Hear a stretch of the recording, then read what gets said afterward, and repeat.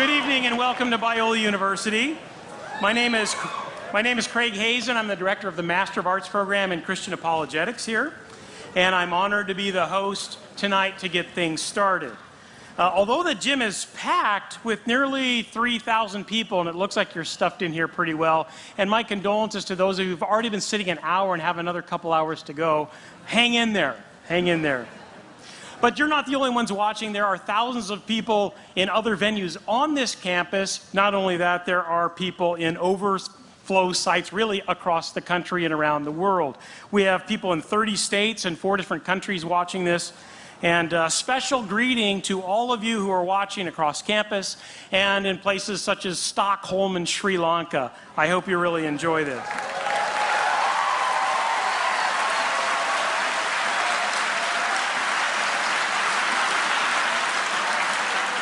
A special greeting to some distinguished guests tonight. William Lane Craig's wife, Jan, is here. Jan, it's good to see you. Betsy Hewitt is here. Yeah. My wife Karen Hazen is here. Dr. Barry Corey, the university president, is here.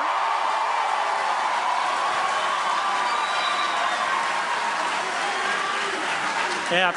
We've got distinguished philosophers all over the place. Doug Divid, J.P. Morton, I hope, his wife. Good. All right. We're thrilled all of you could come.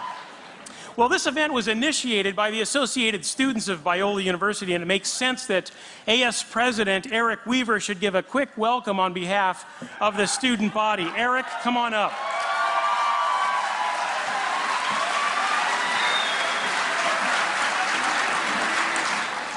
Good evening, everyone. Biola is a 100-year-old Christian university which desires to wrestle with big questions in an honest and open way. In my senior year, my AS colleague Mark Heath and I thought we should sponsor a blockbuster event that pursues the biggest question of all. Is it reasonable to believe that God exists? A proposal was presented to the Senate, and the student body heartily agreed. So we invited 2 acclaimed academic leaders in this area, William Lane Craig and Christopher Hitchens. And along with the wonderful people from the apologetics program, we are thrilled to see it on display tonight. On behalf of the students at Biola, I hope you really enjoy this event. Thank you.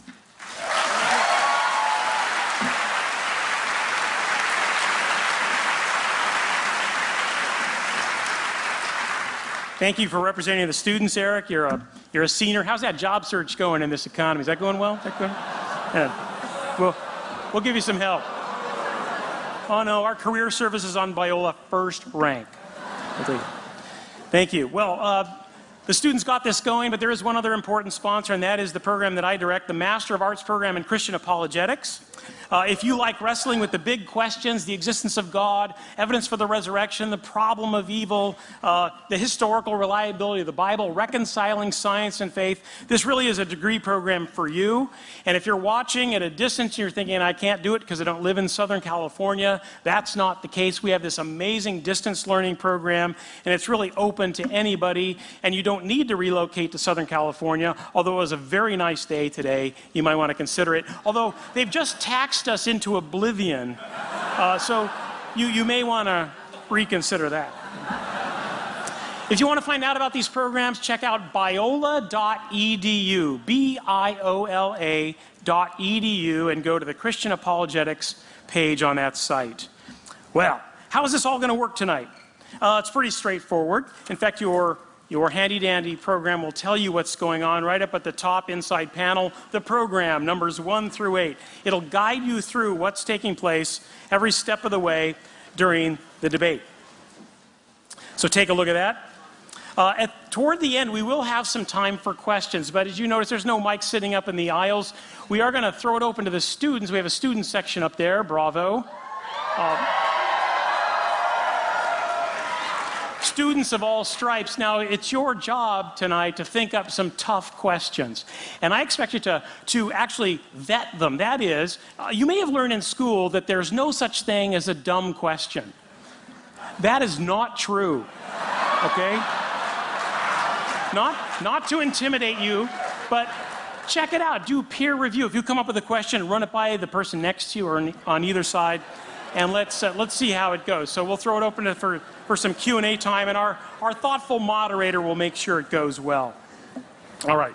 Well, when we're done tonight, there's one other thing you need to be considering, and that is getting outside of this building to the pavilion right outside here and several places along the walkway to pick up the featured books tonight. One is God is Not Great by Christopher Hitchens, and another one is Reasonable Faith by William Lane Craig. These are the featured books. Pick them up and you can actually have them signed. To have them signed, just walk out this building, look for all the lights, and there's some tables out there, and our distinguished debaters will be out there signing books and answering your toughest questions right there at the table, I'm sure.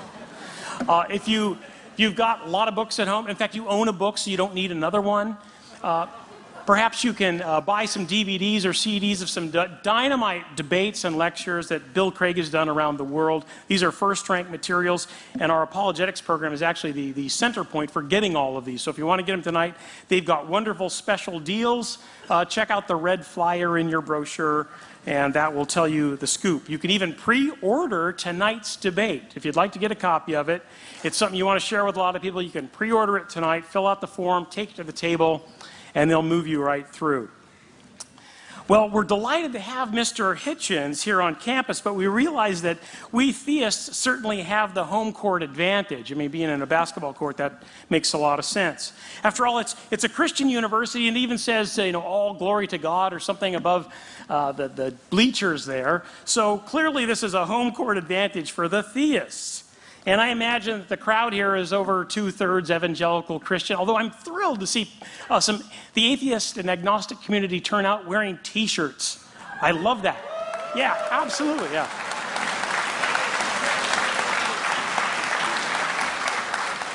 I was lecturing at the University of South Florida a few weeks ago, and the entire atheist club came out wearing T-shirts, and we had the best time ever, so I expect the same tonight. Well, since we have the home court advantage, those of you who are theists, believers in God, please let's be polite to Christopher Hitchens. He's known to say a provocative thing or two. So if you could practice your polite golf clap. All right, let's practice that. Practice that. No shouting, no hooting. There'll be plenty of opportunity for it, but let's restrain ourselves. And those of you who are from the atheist and agnostic community, again, no shouting, no hooting, no hollering. In fact, Mr. Hitchens, I can guarantee, doesn't really need a lot of help. I just saw a video of him debating like 4 prominent evangelical theists in Dallas, and it really wasn't fair.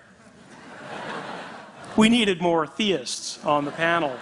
So I think he will do just fine, but we're grateful for him to come to sort of the pit of opposition at Biola University, but we're grateful to really open up the doors and run through these big, important questions. And if the debate is not resolved at the end, this is a basketball court, for goodness sakes, we'll lower the hoops, we'll turn up the lights, and we'll let them go one-on-one. I hear... Yeah. I hear Chris has game, so we'll see how that goes. Well, let's get to it. It's my pleasure to introduce our moderator of the debate tonight, and he'll get this party started. Hugh Hewitt. Yes, Hugh Hewitt.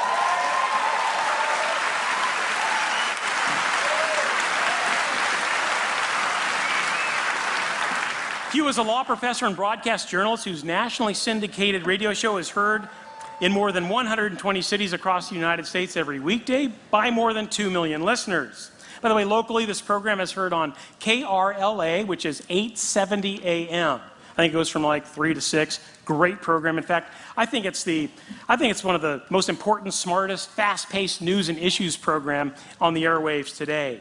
So check that out. If you live in outlying regions, check hughhewitt.com to find out where he's broadcasting or podcasting.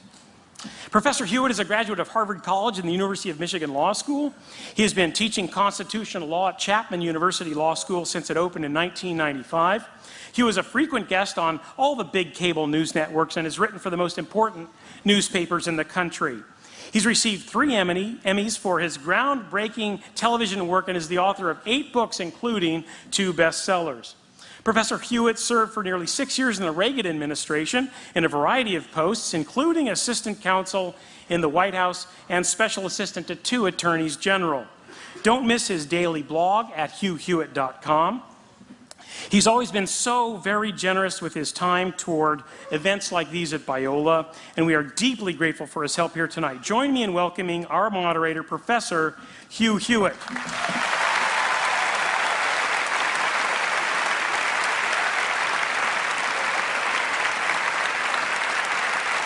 Thank you, ladies and gentlemen. Number 1, please turn off your cell phones. I repeat, please turn off your cell phones. Number 2, gentlemen, to the extent that any of you have jackets that are still on, please, as Ronald Reagan once used to say, feel free to just throw them on the floor. It is a little bit warm in here.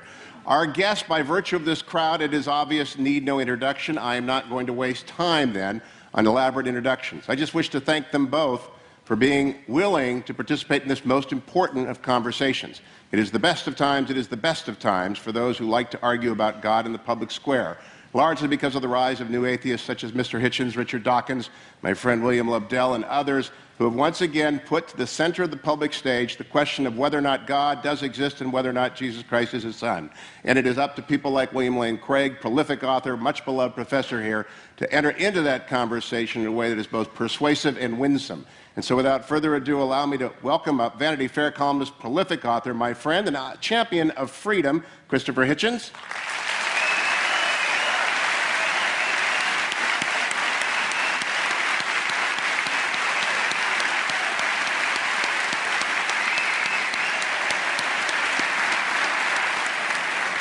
And from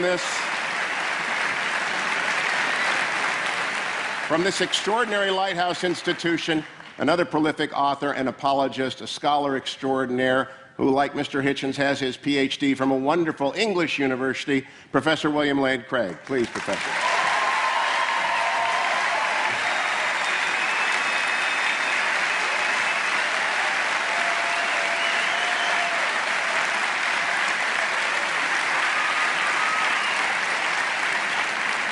It's a very structured debate according to classical lines until the questions at the end. We begin with an opening argument, 20 minutes, to Professor Craig. Professor? Ooh.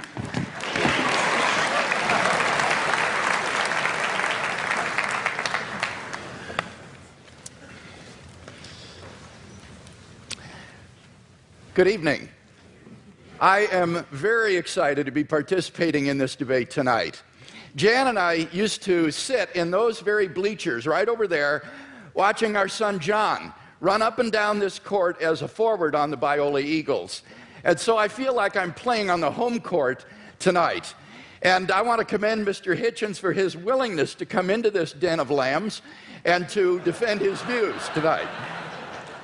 On the other hand, if I know Biola students, I suspect that a good many of you, when you came in tonight, said to yourself, I'm going to check my own views at the door, and I'm going to assess the arguments as objectively as possible. I welcome that challenge. You see, the question of God's existence is of interest not only to religion, but also to philosophy. Now, Mr. Hitchens has made it clear that he despises and disdains religion, but presumably he is not so contemptuous of philosophy. Therefore, as a professional philosopher, I'm going to approach tonight's question philosophically, from the standpoint of reason and argument. I'm convinced that there are better arguments for theism than for atheism. So, in tonight's debate, I'm going to defend 2 basic contentions. First, that there's no good argument that atheism is true. And secondly, that there are good arguments that theism is true.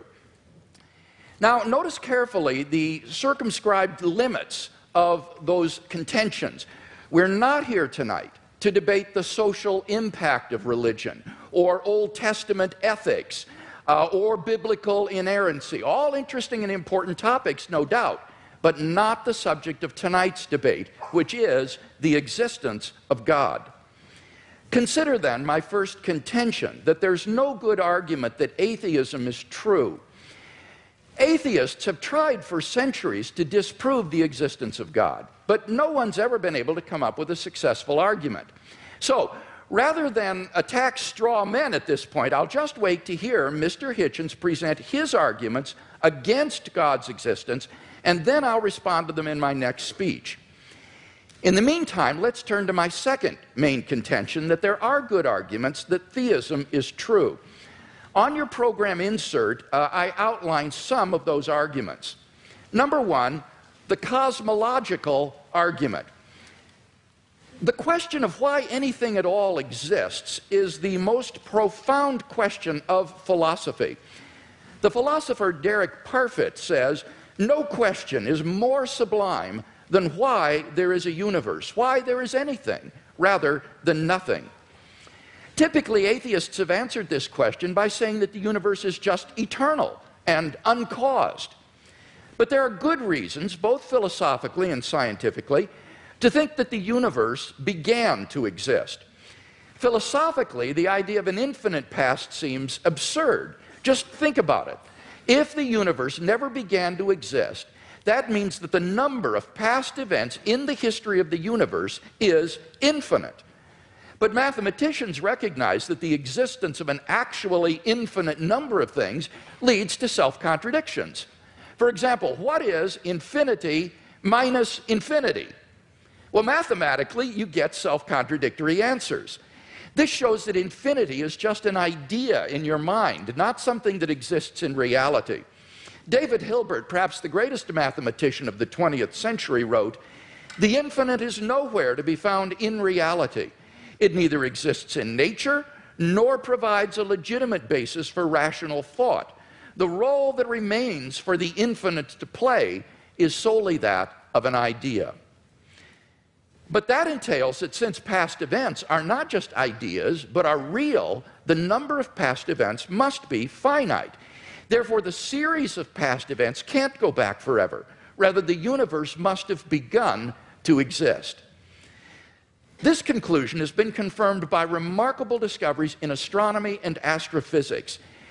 In one of the most startling developments of modern science, we now have pretty strong evidence that the universe is not eternal in the past, but had an absolute beginning about 13 billion years ago in a cataclysmic event known as the Big Bang. What makes the Big Bang so startling is that it represents the origin of the universe from literally nothing.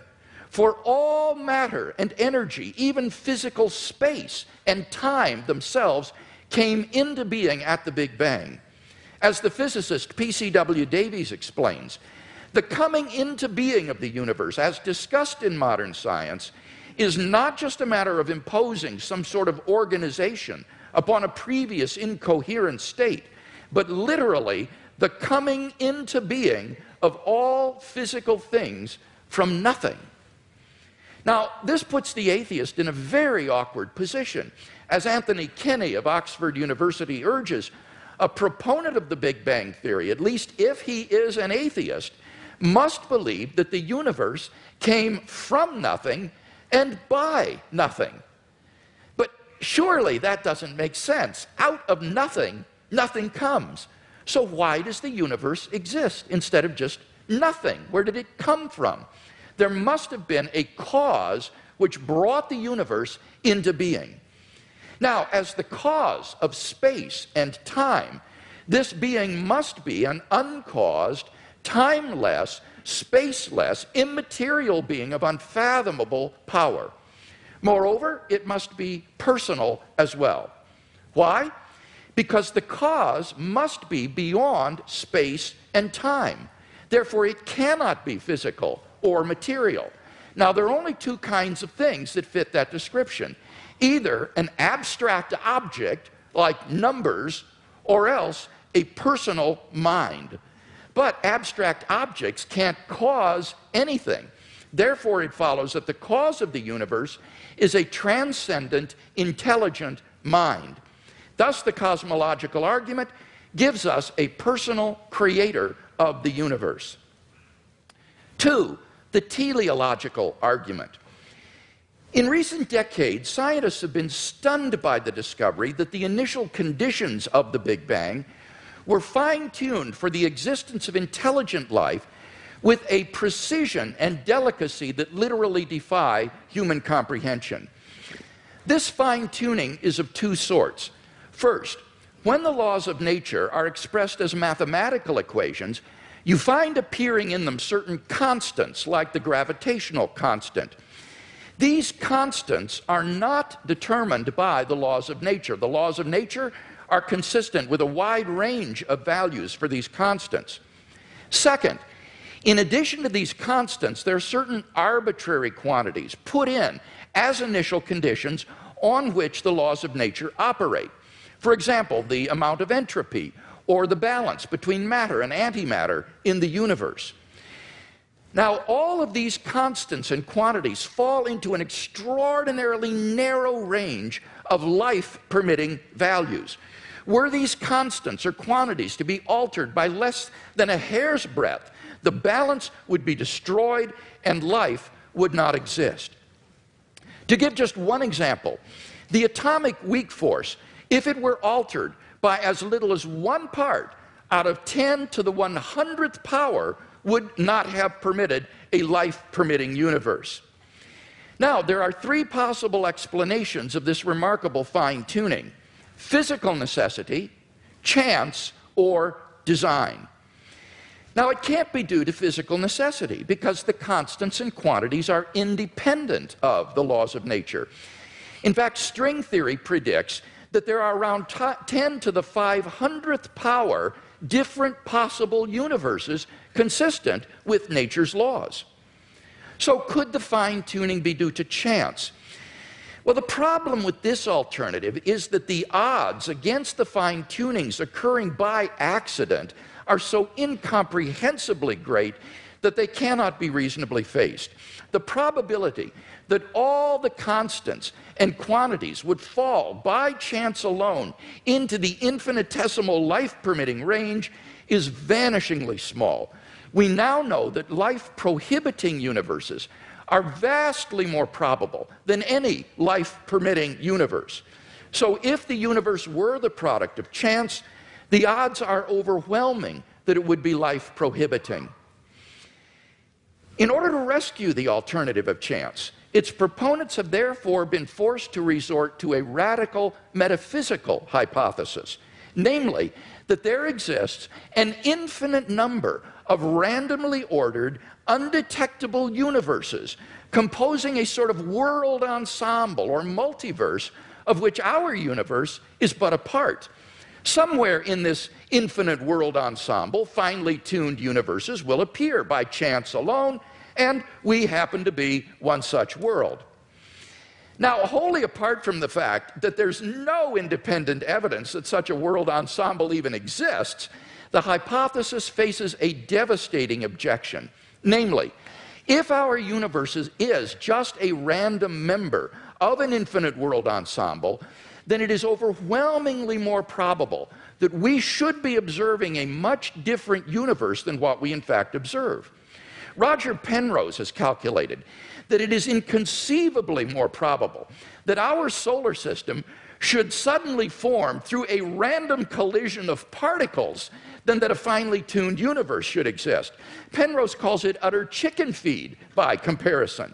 So, if our universe were just a random member of a world ensemble, it is inconceivably more probable that we should be observing an orderly region no larger than our solar system.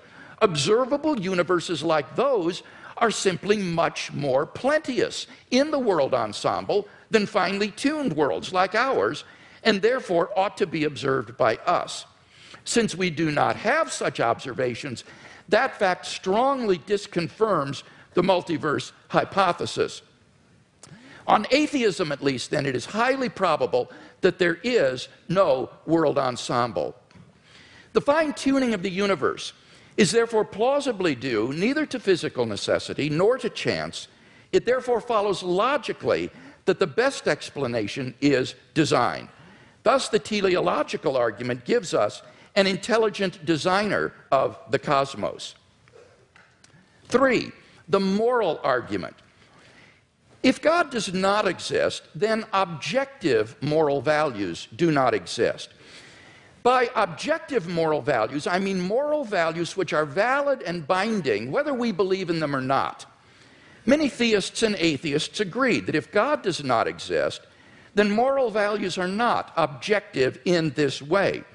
Michael Ruse, a noted philosopher of science, explains, the position of the modern evolutionist is that morality is a biological adaptation, no less than our hands and feet and teeth. Considered as a rationally justifiable set of claims about an objective something, ethics is illusory. I appreciate that when somebody says, love thy neighbor as thyself, they think they are referring above and beyond themselves. Nevertheless, such reference is truly without foundation. Morality is just an aid to survival and reproduction, and any deeper meaning is illusory. Like Professor Ruse, I just don't see any reason to think that in the absence of God, the morality which has emerged among these imperfectly evolved primates we call Homo sapiens is objective. And here Mr. Hitchens seems to agree with me. He says moral values are just innate predispositions ingrained into us by evolution. Such predispositions, he says, are inevitable for any animal endowed with social instincts. On the atheistic view, then, an action like rape is not socially advantageous, and so in the course of human development has become taboo. But that does absolutely nothing to prove that rape is really morally wrong. On the atheistic view, there's nothing really wrong with raping someone. But the problem is that objective values do exist, and deep down we all know it. In moral experience, we apprehend a realm of objective moral goods and evils. Actions like rape, cruelty, and child abuse aren't just socially unacceptable behavior, they're moral abominations. Some things, at least, are really wrong. Similarly, love, equality, and self-sacrifice are really good. But then it follows logically and necessarily that God exists. Number 4, the resurrection of Jesus. The historical person, Jesus of Nazareth, was a remarkable individual. Historians have reached something of a consensus that the historical Jesus came on the scene with an unprecedented sense of divine authority, the authority to stand and speak in God's place. He claimed that in himself the kingdom of God had come, and as visible demonstrations of this fact, he carried out a ministry of miracle working and exorcisms. But the supreme confirmation of his claim was his resurrection from the dead. If Jesus did rise from the dead, then it would seem that we have a divine miracle on our hands, and thus evidence for the existence of God. Now, most people probably think that the resurrection of Jesus is something you just believe in, by faith or not. But there are actually 3 established facts recognized by the majority of New Testament historians today, which I believe are best explained by the resurrection of Jesus. Fact number 1, on the Sunday after his crucifixion, Jesus' tomb was discovered empty by a group of his women followers. According to Jakob Kramer, an Austrian specialist, by far most scholars hold firmly to the reliability of the biblical statements about the empty tomb. Fact number 2, on separate occasions, different individuals and groups experienced appearances of Jesus alive after his death. According to the prominent New Testament critic Gerd Ludemann, it may be taken as historically certain that the disciples had experiences after Jesus' death in which Jesus appeared to them as the risen Christ. These appearances were witnessed not only by believers, but also by unbelievers, skeptics, and even enemies. Fact number 3, the original disciples suddenly came to believe in the resurrection of Jesus despite having every predisposition to the contrary. Jews had no belief in a dying, much less rising Messiah, and Jewish beliefs about the afterlife prohibited anyone's rising from the dead before the resurrection at the end of the world.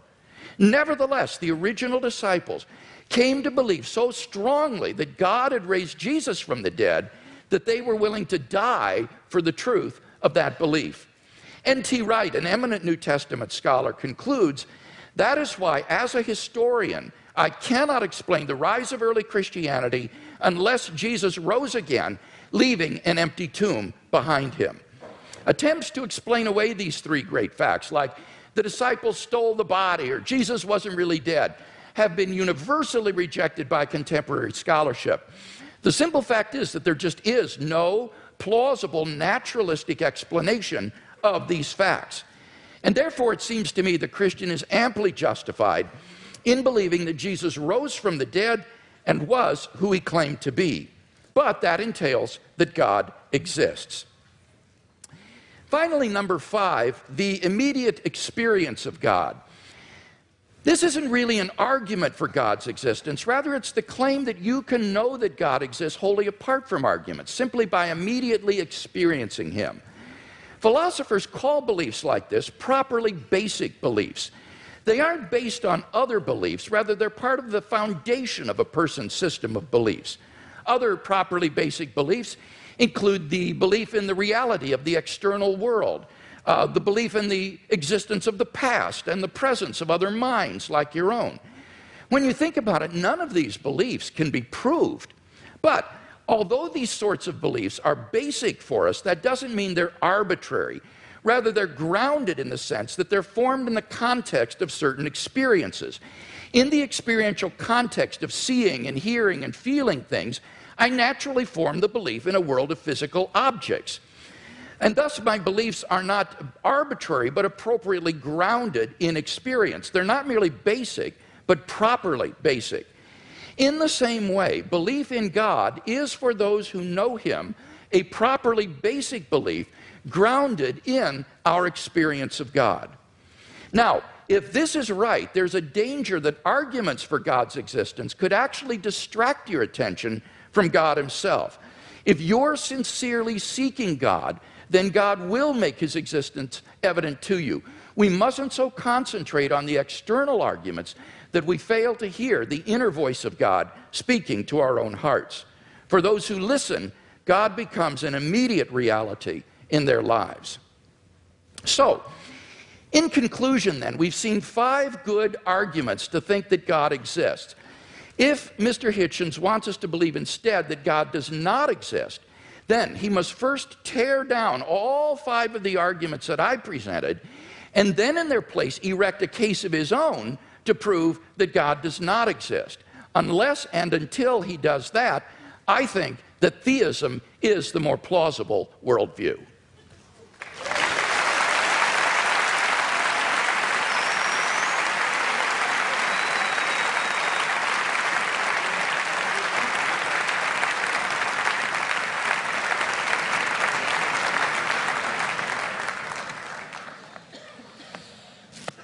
Well, am I audible? Am I audible to all? Yes. Well, ladies and gentlemen, brothers and sisters, comrades, friends, thanks for coming out, as Senator Larry Craig actually did say at his press conference. Thank you, Mr. Hewitt and Dr. Craig, for being among the very many Christians who have so generously and hospitably and warmly taken me up on the challenge I issued when I started my little book tour and welcomed me to your places to have this most important of all discussions. I can't express my gratitude enough. And thanks to the very nice young ladies who I ran into at the Elephant Bar this afternoon, where I hadn't expected a posse of Biola students to be on staff, but where I thought, God, they're everywhere now.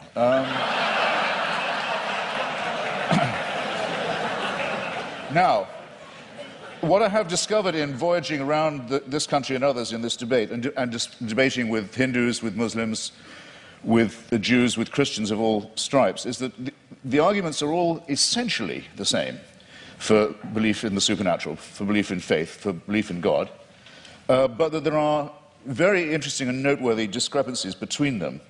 And one that I want to call attention to at the beginning of this evening is between those like my friend Doug Wilson, with whom I've now done a book of argument about Christian apologetics, who would call himself a presuppositionalist, in other words, for whom really it's only necessary to discover the workings of God's will in the cosmos, and to assume that the truth of Christianity is already proven, and what are called, and they include Dr. Craig with great honor and respect in this, the evidentialists. Now, I want to begin by saying that this distinction strikes me first as a very charming distinction, and second as false, or perhaps as a distinction without a difference. Well, why do I say charming? Because I think it's rather sweet that people of faith also think they ought to have some evidence. And I think it's progress of a kind. After all, if we had been having this debate in the mid-19th century, Professor Craig or his equivalent would have known little or probably nothing about the laws of physics and biology. Maybe even less than I know now, which is to say quite a lot in its way. And they would have grounded themselves, or he would have grounded himself, on faith, on Scripture, on revelation, on the prospect of salvation, on the means of grace, and the hope of glory, and perhaps on Paley's natural theology. Paley, who had the same rooms, or had had the same rooms later occupied by Charles Darwin in Cambridge, with its watchmaker theory of design that I know I don't have to expound to you, but which briefly suggests that if an Aborigine is walking along a beach and finds a gold watch ticking, he knows not what it's for, or where it came from, or who made it, but he knows it's not a rock, he knows it's not a vegetable, he knows it must have had a designer. The Paley analogy held for most Christians for many years, because they were willing to make the assumption that we were mechanisms, and that therefore there must be a watchmaker. But now that it's been, here's where the presuppositionalist versus evidentialist dichotomy begins to kick in. Now it's been rather painstakingly and elaborately demonstrated, to the satisfaction of most people, I don't want to just use arguments from authority, but it's not very much contested anymore, that we are not designed as creatures, but that we evolved by a rather laborious combination of random mutation and natural selection into the species that we are today. It is, of course, open to the faithful to say that all this was, now that they come to know it, now that it becomes available to everybody, now that they think about it, and now that they've stopped opposing it or trying to ban it, then they can say, actually, on second thought, the evolution was all part of the design. Well, as you will recognize, ladies and gentlemen, there are some arguments I can't be expected to refute or rebut, because there's no way around that argument. I mean, if everything, including evolution, which isn't a design, is nonetheless part of a divine design, then all the advantage goes to the person who's willing to believe that. That cannot be disproved. But it does seem to me a very poor and very weak argument, because the test of a good argument is that it is falsifiable, not that it's unfalsifiable. So this tactic, or this style of argument, which we've had some evidence of this evening, I would rebaptize, or might I dare say I would rechristen it, as retrospective evidentialism. In other words, everything can, in due time, if you have enough faith, be made to fit. And you too are all quite free to believe that a sentient creator deliberately, consciously put himself, a being, put himself or herself or itself to the trouble of going through huge epochs of birth and death of species over eons of time, in which 99%, in the course of which at least 99.9% of all species, all life forms ever to have appeared on Earth have become extinct, as we nearly did as a species ourselves. I invite you to look up the very alarming and beautiful and brilliant account by the National Geographic's coordinator of the Genome Project. By the way, you should send in your little sample from the inside of your cheek and have your African ancestry traced. It's absolutely fascinating to follow the mitochondrial DNA that we all have in common, and that we have in common with other species, other primates, and other life forms, and find out where in Africa you came from. But there came a time, probably about 180,000 years ago, when, due to a terrible climatic event, probably in Indonesia, an appalling global warming crisis occurred. And the estimate is that the number of humans in Africa went down to between 40 and 30,000. this close, think about fine-tuning, this close to joining every other species that had gone extinct. And that's our Exodus story, is that somehow we don't know how, because it's not written in any scripture, it's not told in any book, it's not part of any superstitious narrative, but somehow the escape from Africa to cooler latitudes was made. But that's how close it was. You have to be able to imagine that all this mass extinction and death and randomness is the will of a being. You are absolutely free to believe that if you wish. And all of this should happen so that one very imperfect race of evolved primates should have the opportunity to become Christians or to turn up at this gym tonight. That all of that was done with us in view. It's a curious kind of solipsism. It's a curious kind of self-centeredness. I was always brought up to believe that Christians were modest and humble and comported themselves with due humility. And there's a certain arrogance to this assumption that all of this extraordinary development was all about us. And we were the intended and designed result, and everything else was in the discard. The tremendous wastefulness of it, the tremendous cruelty of it, the tremendous caprice of it, the tremendous tinkering and incompetence of it, never mind. At least we're here, and we can be people of faith. It doesn't work for me, I have to simply say that, and I think there may be questions of psychology involved in this as well. Believe it if you can. I can't stop you. Believe it if you like. You're welcome. It's obviously impossible, as I said before, to disprove, and it equally obviously helps you to believe it if, as we all are, you're in the happy position of knowing the outcome. In other words, we are here, but there's a fallacy lurking in there somewhere too. Is there not?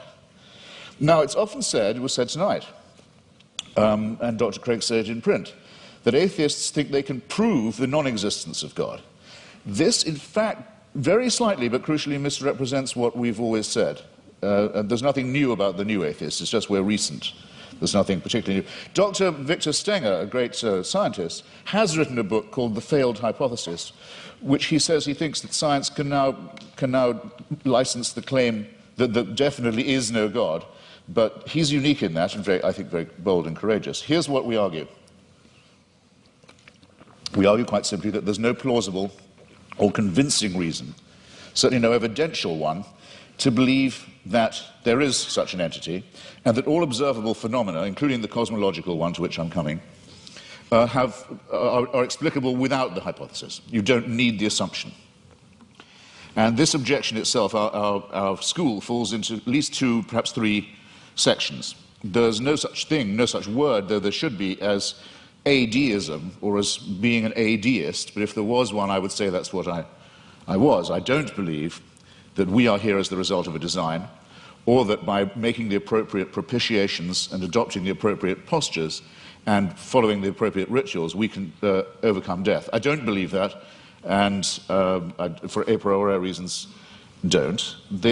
If there was such a force, which I cannot prove by definition that there was not, if there was an entity that was responsible for the beginning of the cosmos, and that also happened to be busily engineering the very laborious production of life on our little planet, it still wouldn't prove that this entity cared about us, answered prayers, cared what church we went to, or whether we went to one at all, cared who we had sex with, or in what position, or by what means, cared what we ate, or on what day, cared whether we lived or died. There's no reason at all why this entity isn't completely indifferent to us. You cannot get from deism to theism except by a series of extraordinarily generous to yourself assumptions. The deist has all his work still ahead of him to show that it leads to revelation, to redemption, to salvation, or to suspensions of the natural order, in which hitherto you've been putting all your faith, all your evidence is on scientific and natural evidence, or why not, for a change of pace and a change of taste, say yes, but sometimes this same natural order, which is so miraculous in observation, no question about it, is so impressive in its favoring the conditions for life in some ways, but it's randomly suspended when miracles are required. So with caprice and contempt, these laws turn out not to be so important after all, as long as the truth of religion can be proved by their being rendered inoperative. This is having it both ways in the most promiscuous and exorbitant manner in my submission. Bear in mind also that these are not precisely the differences between Dr. Craig and myself, I mean, morally or intellectually equivalent claims. After all, Dr. Craig, to win this argument, has to believe and prove to a certainty. He's not just saying there might be a God, because he has to say there must be one, otherwise we couldn't be here and there couldn't be morality. It's not a contingency for him. I have to say that I appear as a skeptic who believes that doubt is the great engine, the great fuel of all inquiry, all discovery, and all innovation, and that I doubt these things. The disadvantage, it seems to me, in the argument goes to the person who says, no, I know it, it must be true, it is true. We're too early in the study of physics and biology, it seems to me, to be dealing in certainties of that kind, especially when the stakes are so high. It seems to me, to put it in a condensed form, extraordinary claims, such as the existence of a divine power with a son who cares enough to come and redeem us, extraordinary claims require truly extraordinary evidence. I don't think any of the evidence we heard from Dr. Craig, brilliantly marshaled as it was extraordinary enough to justify the extreme claims that are being made and backed by it. Hypocrisy, said La Rochefoucauld, is the compliment that vice pays to virtue. Retrospective evidentialism strikes me in something of the same sort of light. It's a concession made to the need for fact. Maybe we better have some evidence to go along with our faith. But look at what Dr. Craig says in his book. He says, I'll quote directly, he says, should a conflict arise between the witness of the Holy Spirit to the fundamental truth of the Christian faith and beliefs based on argument and evidence, then it is the former which must take precedence over the latter. He adds not vice versa, but a good editor, I think, would have told you, you don't have to put the vice versa in. It's clear enough as it is. I'll say it again. Should a conflict arise between the witness of the Holy Spirit to the fundamental truth of the Christian faith and beliefs based on argument and evidence, then it's the former which must take precedence over the latter. That's not evidentialism. That's just faith. It's a priori belief. It's rephrased in another edition. It says, therefore, the role of rational argumentation in knowing Christianity to be true is the role of a servant. A person knows Christianity is true because the Holy Spirit tells him it is true. And while argument and evidence can be used to support this conclusion, they cannot legitimately overrule it. Now, then he goes on to say, the Bible says all men are without excuse. Even those who are given no reason to believe, and many persuasive reasons to disbelieve, have no excuse, because the ultimate reason they do not believe is that they have deliberately rejected God's Holy Spirit. That would have to be me. But you see where this lands you, ladies and gentlemen, with the Christian apologetic. You're told you're a miserable sinner who is without excuse. You've disappointed your God who made you, and you've been so ungrateful as to rebel. You're contemptible, you're worm-like, but you can take heart. The whole universe was designed with just you in mind. These two claims are not just mutually exclusive, but I think they're intended to compensate each other's cruelty and ultimately absurdity. In other words, evidence is an occasional convenience. Seek and ye shall find. I remember being told that in church many a time as a young lad. Seek and ye shall find. I thought it was a sinister injunction, because it's all too likely to be true. We are pattern-seeking mammals and primates. If we can't get good evidence, we'll go for junk evidence. If we can't get a real theory, we'll go with a conspiracy theory. You see it all the time. Religion's great strength is that it was the first of our attempts to explain reality, to make those patterns take some kind of form. It deserves credit. It was our first attempt at astronomy, our first attempt at cosmology, in some ways our first attempt at medicine, our first attempt at literature, our first attempt at philosophy. Good. While there was nothing else, it had many functional uses of that kind. Never mind that they didn't know that germs cause disease. Maybe evil spirits cause disease. Maybe disease is a punishment. Never mind that they believed in astrology rather than astronomy. Even Thomas Aquinas believed in astrology. Never mind that they believed in devils. Never mind that things like volcanic eruptions, earthquakes, tidal waves were thought of as punishments, not as natural occurrences on the cooling crust of a planet. The pattern seeking has gone too far. And it's gone, I think, much too far with what was until recently thought of as Christianity's greatest failure, greatest of all failures, cosmology, the one thing Christianity knew nothing about. and taught the most abject nonsense about. For most of its lifetime, Christianity taught that the earth itself was the center of the universe, and we had been given exclusive dominion as a species over it. It could not have been more wrong. How are we going to square the new cosmology, the fantastic new discoveries in physics, with the old dogmas? Well, one is the idea of this fine-tuning, about which I've only left myself 3.5 minutes. I'll have to refer some of this to later in the discussion. This is essentially another form of pattern seeking on the basis of extremely limited evidence. Most physicists are very uncertain, as they have every right to be. In fact, I would say, for physicists, that as they have the duty to be at the moment, extremely uncertain about the spatio-temporal dimensions of the original episode, the Big Bang, as it's sometimes called. We're in the very, very early stages of this inquiry. We hardly know what we don't know about the origins of the universe. We're viewing it from an unimaginable distance, not just an unimaginable distance in space. We're perched on a tiny rock in an extremely small suburb of a fairly minor galaxy, trying to look to discern our origins, but also at an unbelievable distance in time. And we claim the right to say, we can see the finger of God in this process. It's an extraordinarily arrogant assumption. It either deserves a Nobel Prize in physics, which it hasn't yet got, I notice. I don't know any physicist who believes these assumptions are necessary, or it deserves a charge of hubris.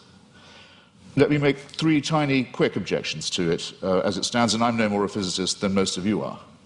I'll make these lay objections. 1, was there pre-existing material for this extra spatio-temporal being to work with? Or did he just will it into existence, the ex nihilo? Who designed the designer? Don't you run the risk with the presumption of a God and a designer and an originator of asking, well, where does that come from, where does that come from, and locking yourself into an infinite regress? Why are there so many shooting stars, collapsed suns, failed galaxies? We can see with the aid of a telescope, sometimes we can see with the naked eye. The utter failure, the total destruction of gigantic, unimaginable sweeps of outer space. Is this fine-tuning, or is it extremely random, capricious, cruel, mysterious, and incompetent? And have you thought of the nothingness that's coming? We know we have something now, and we speculate about what it might have come from, and there's a real question about ex nihilo, but nihilo is coming to us. In the night sky, you can already see the Andromeda Galaxy. It's heading straight for ours on a collision course. Is that part of a design? Was it fine-tuned to do that? We know that from the red light shift of the Hubble telescope, or rather Edwin Hubble's original discovery, the universe is expanding away from itself at a tremendous rate. It was thought that rate would go down for Newtonian reasons. No, it's recently been proved by Professor Lawrence Krauss, the rate of expansion is increasing. Everything is exploding away even faster. Nothingness is certainly coming. Who designed that? And that's all if before these things happen, we don't have the destruction of our own little solar system, in which already there's only one planet where anything like life can possibly be supported. All the other planets are too hot or too cold to support any life at all, and the sun is due to swell up, burn us to a crisp, boil our oceans and die, as we've seen all the other suns do in the night sky. This is not fine-tuning, ladies and gentlemen, and if it's the work of a designer, then there's an indictment to which that designer may have to be subjected. I'm out of time. I'm very grateful for your kindness and hospitality. Thank you.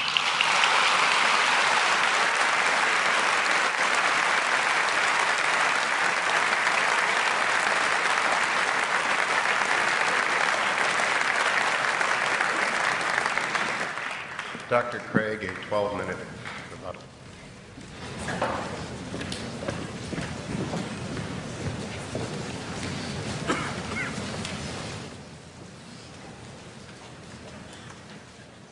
You'll remember that in my opening speech, I said I would defend 2 basic contentions in tonight's debate.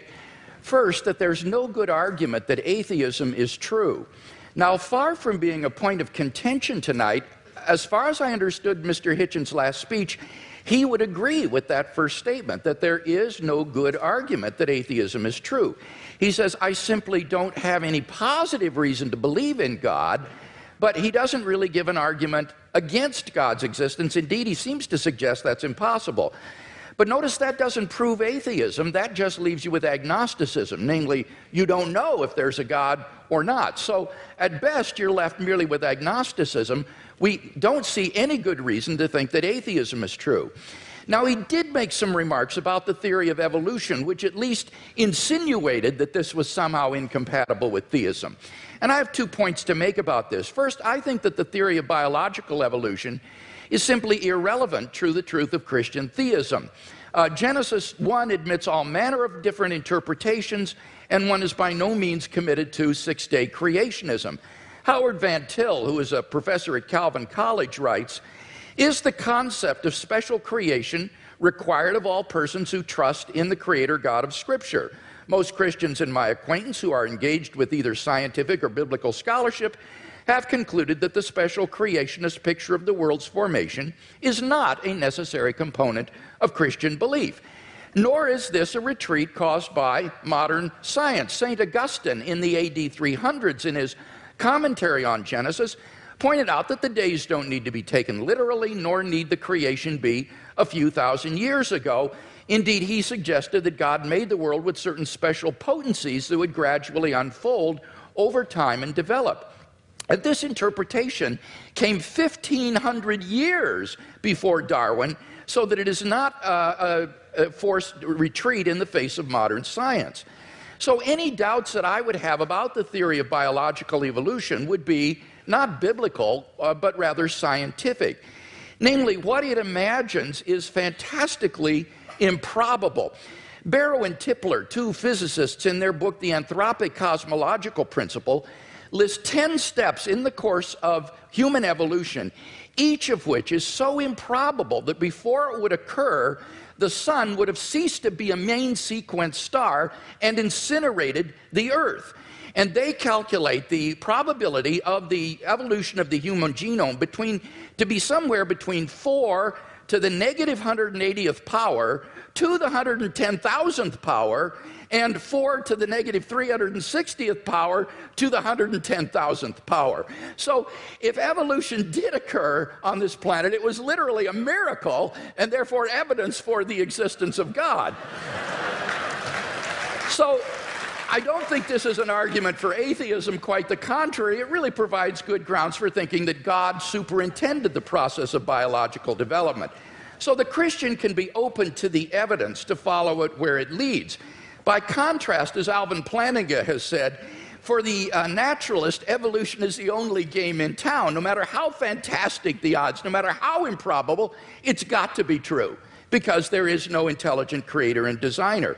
So in one sense, you've got to feel a little sorry for the atheist. He can't really follow the evidence where it leads.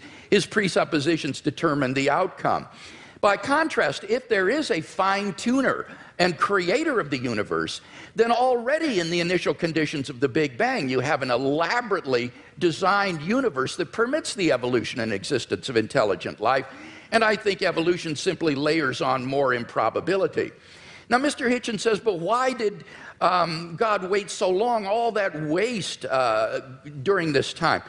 Well, that sort of concern with efficiency is only of importance to someone with either limited time or limited resources, or both.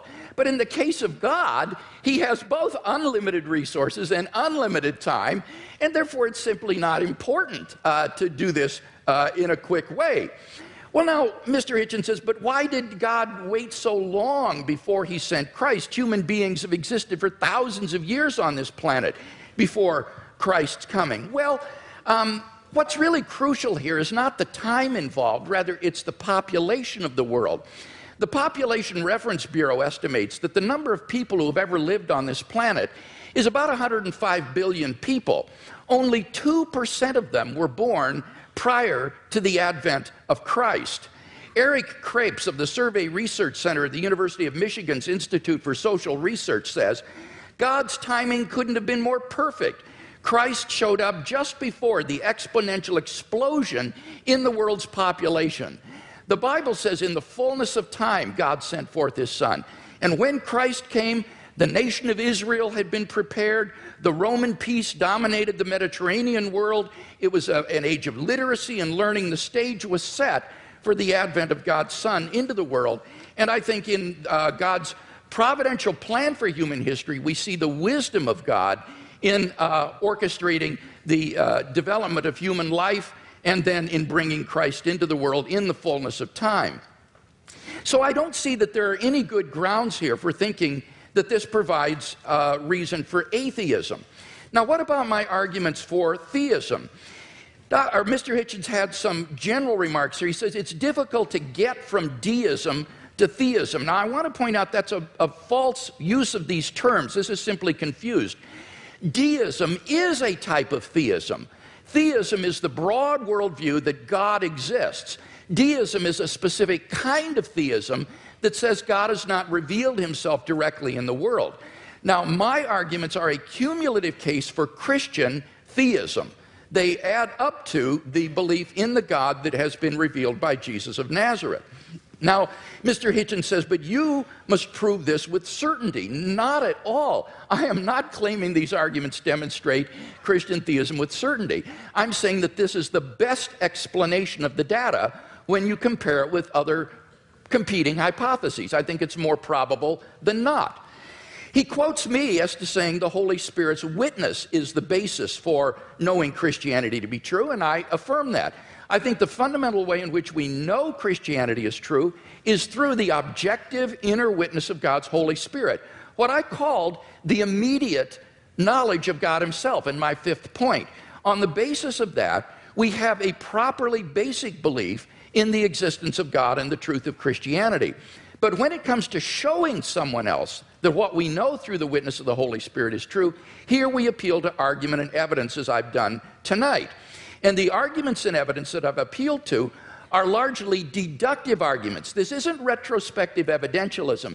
These are deductive arguments. If the premises are true, then you cannot deny the conclusion on pain of irrationality because the conclusions follow with logical necessity from the premises. So the only way to deny the conclusion is you've got to show me which of the premises are false. That's why you've got that program insert with the premises in your program for these arguments. Mr. Hitchens needs to identify which premises of the argument he rejects as false if he's to reject the conclusions. Now, with respect to my cosmological argument, notice that he didn't dispute whatever begins to exist has a cause, nor did he dispute the philosophical and scientific arguments for the beginning of the universe. All he asked was the question, was there pre-existent material? The answer is no, there was not. As Barrow and Tipler point out, at this singularity, space and time came into existence. Literally nothing existed before the singularity. So if the universe originated at such a singularity, we would truly have a creation ex nihilo, that is, out of nothing. And this isn't talking religion, folks. This is talking contemporary cosmology. So the first argument, it seems to me, is unrefuted. What about the fine-tuning argument? Here he said, well, scientists are terribly uncertain about the fine-tuning argument.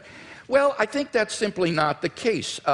Sir Martin Rees, the Royal Astronomer Royal of Great Britain, has said, the laws governing our universe appear to be finely tuned for our existence. Everywhere you look, there are yet more examples. Wherever physicists look, they see examples of fine-tuning. Ernan McMullen, philosopher of science, says it seems safe to say that later theory, no matter how different it may be, will turn up approximately the same numbers. And the numerous constraints that have to be imposed on these numbers seem both too specific and too numerous to evaporate entirely. So that it's very unlikely that this fine-tuning is going to vanish or be explained away. Now, Mr. Hitchens responds, but we're headed toward nothingness. We're ultimately going to be doomed, and therefore the universe is not designed. Well, now, this is not a very powerful objection. The temporal duration of something is irrelevant to whether it's been designed. The products of human intelligence and engineering, like computers and automobiles, will eventually decay and cease to exist, but that doesn't mean they weren't designed. I think the real objection he's getting at here is why would God create mankind only to have it go extinct? But of course, you see, on the Christian view, that's false. That is an atheistic assumption. On the Christian view, life does not end at the grave, and God has given assurance of this by raising Jesus from the dead. So the objection simply has no purchase against Christian theism. So it seems to me that the fine-tuning argument is also unrefuted. What about the moral argument? We saw that without God, there are no objective moral values. Mr. Hitchens agrees with this. And yet he himself affirms over and over again moral statements, like the moral reprobation of religious intolerance and violence in the name of religion. So he does affirm objective values, but without any basis for it. What I can offer him as a theist is a transcendent basis for the objective moral values and duties that we both want to affirm. Fourthly, the resurrection of Jesus. Again, there was no response to this. Let me simply quote N.T. Wright in his recent study of the resurrection. He says that the empty tomb and the appearances of Jesus have a historical probability so high as to be virtually certain, like the death of Augustus in AD 14 or the fall of Jerusalem in AD 70. So we are on very solid ground in affirming these three facts that I mentioned in my opening speech, and I can't think of any better explanation than the ones that the eyewitness gave, namely that God raised Jesus from the dead. Finally, the immediate experience of God. Unless Mr. Hitchens can show that I'm psychologically deranged or delusional, it seems to me I'm perfectly rational on the basis of my immediate experience of God to believe that God exists and that therefore this for me is a properly basic belief.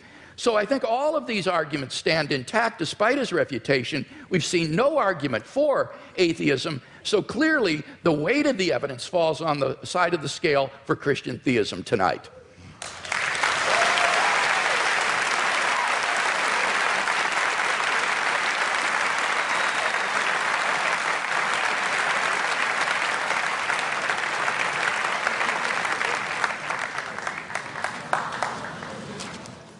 There is a terminological problem here, which may conceal more than just terminological difficulty. The proposition that atheism is true, or that is a misstatement of what I have to prove and what we believe. There's an argument among some of us as to whether we need the word at all. In other words, I don't have a special name for my unbelief in tooth fairies, say, or witches, or in Santa Claus. I just don't think that they're there. I don't have to prove a tooth fairyism. I don't have to prove a Santa Clausism. I don't have to prove a witchism. It's just, I have to say, I think that those who do believe these things have never been able to make a plausible or intelligible case for doing so. That's not agnosticism, because it seems to me that if you don't think there is any evidence, you're wrong to take refuge in saying you're neutral. You ought to have the courage to answer the question, which one is regularly asked, are you an atheist or not? Yes, I will say, I am. You can't tell anything else about me. You can't tell anything else about what I think, about what I believe, about what my politics are, or my other convictions. It's just that I don't believe in the existence of a supernatural dimension, and I've never been shown any evidence that any process observable to us cannot be explained by more satisfactory and more convincing means. The great physicist Laplace, when showing his working model of the solar system to the Emperor Napoleon, was asked, well, your model seems to have no room for a god in it, for deity. And he said, well, Your Majesty, it still all operates without that assumption. Now, here's what you would have to believe if you thought that this was all designed. Dr. Craig gave a slight parody of what I think about this. It could be true, but you'd have to imagine, let's say the human species has been, Homo sapiens has been with us, some people say as long as 250,000 years, some say 200, some say 100,000. Francis Collins and Richard Dawkins oscillate about this. It's not a very big argument. I'll just take 100,000, if you like. You have to imagine that human beings are born. Well, actually, most of them, a good number of them aren't born. They die in childbirth or don't long outlive it. They're born into a terrifying world of the unknown. Everything is a mystery to them, everything from disease to volcanic eruptions. everything is, their life expectancy for the first, I don't know, many, many tens of thousands of years would be lucky to be in the 20s, probably dying agonizingly over their teeth, poorly evolved as the teeth are, and from other inheritances from being primates, such as the appendix that we don't need, such as the fact that our genitalia appear to have been designed by a committee, other shortcomings of the species, exaggerated by scarcity, by war, by famine, by competition, and so on. And for 98,000 years or so, heaven watches this with complete indifference. And then, we know where your children go to school, by the way. Heaven watches this with total indifference, and then, with 2,000 years to go on the clock, thinks, actually, it's time we intervened. We can't go on like this. Why don't we have someone tortured to death in Bronze Age Palestine? That should teach them. That should give them the chance of redemption. You're free to believe that, but I think the designer who thought of doing it that way was a very cruel, capricious, random, bungling, and incompetent one. The news of this, Dr. Craig talks as if, okay, but since then there have been more people born, so it might have been a good time in terms of population growth. Well, there are a huge number of people in the world who still haven't even heard of this idea. The news hasn't penetrated to them. Or where it has, it's been brought to them by people who Dr. Craig doesn't think of as Christians, such as Mormons, for example. And it's taught to them in many discrepant and competitive and indeed incompatible and violently irreconcilable ways.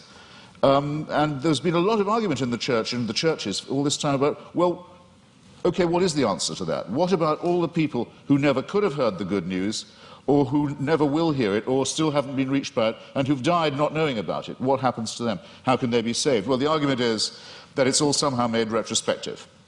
And with so many of these arguments, I just comment on these, well, how convenient.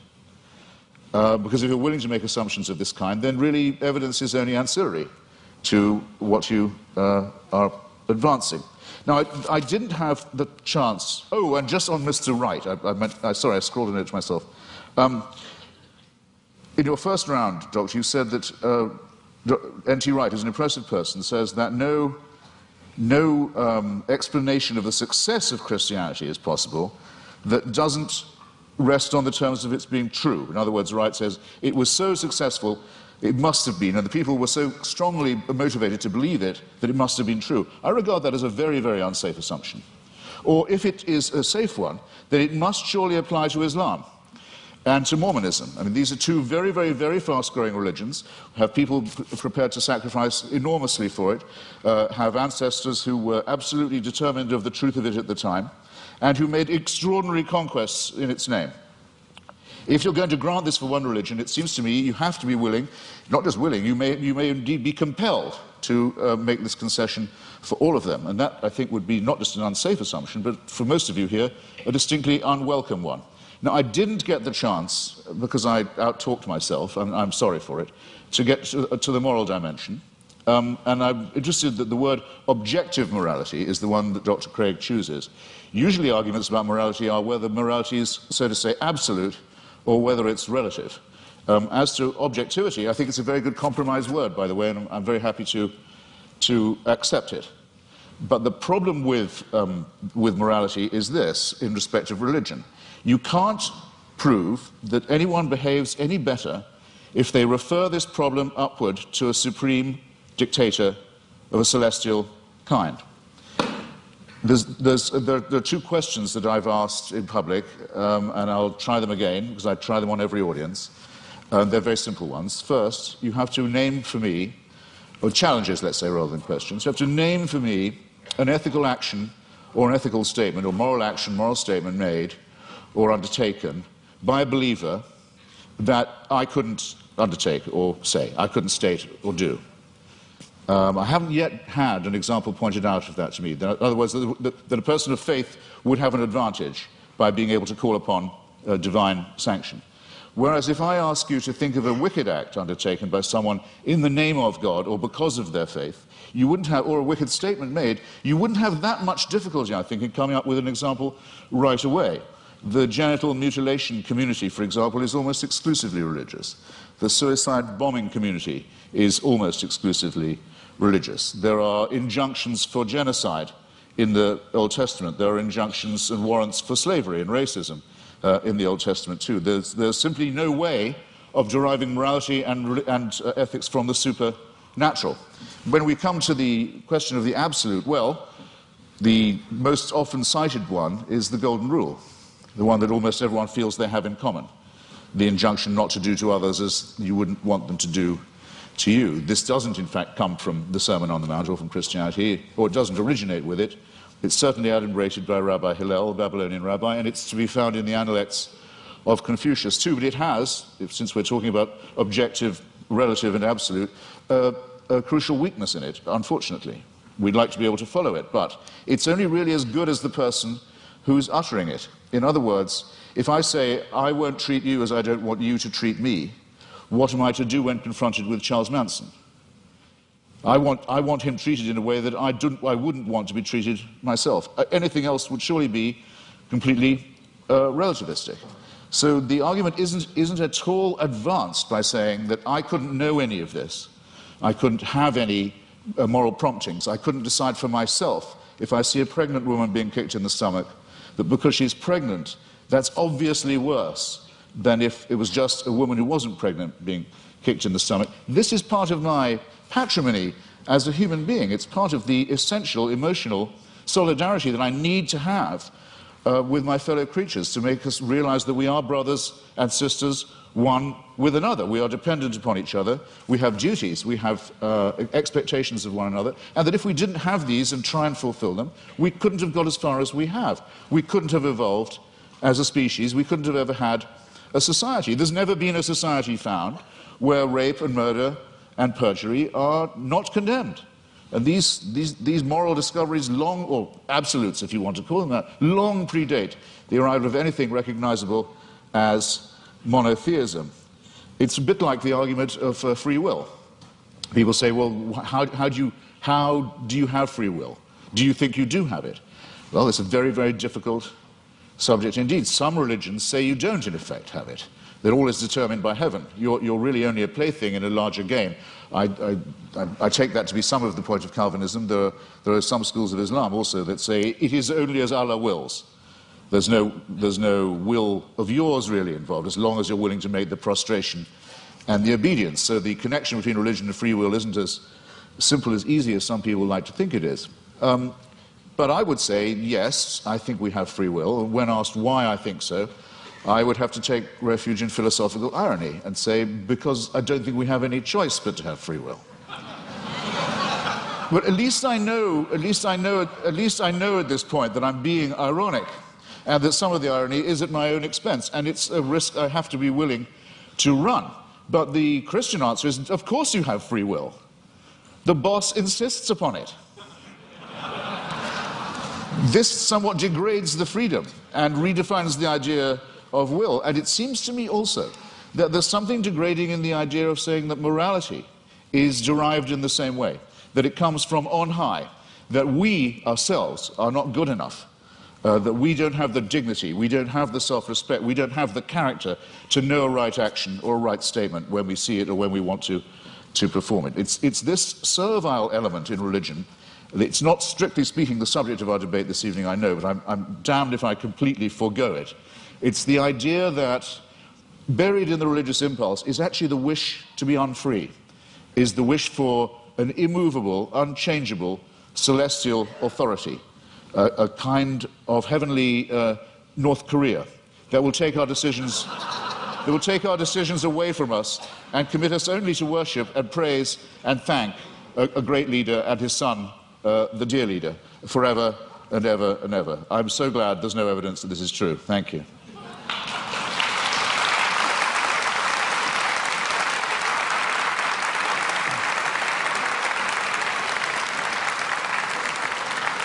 We now enter the period of cross-examination, Which trial-like allows the questioner to pose and the answer only to answer and not to repeat the question or to dodge.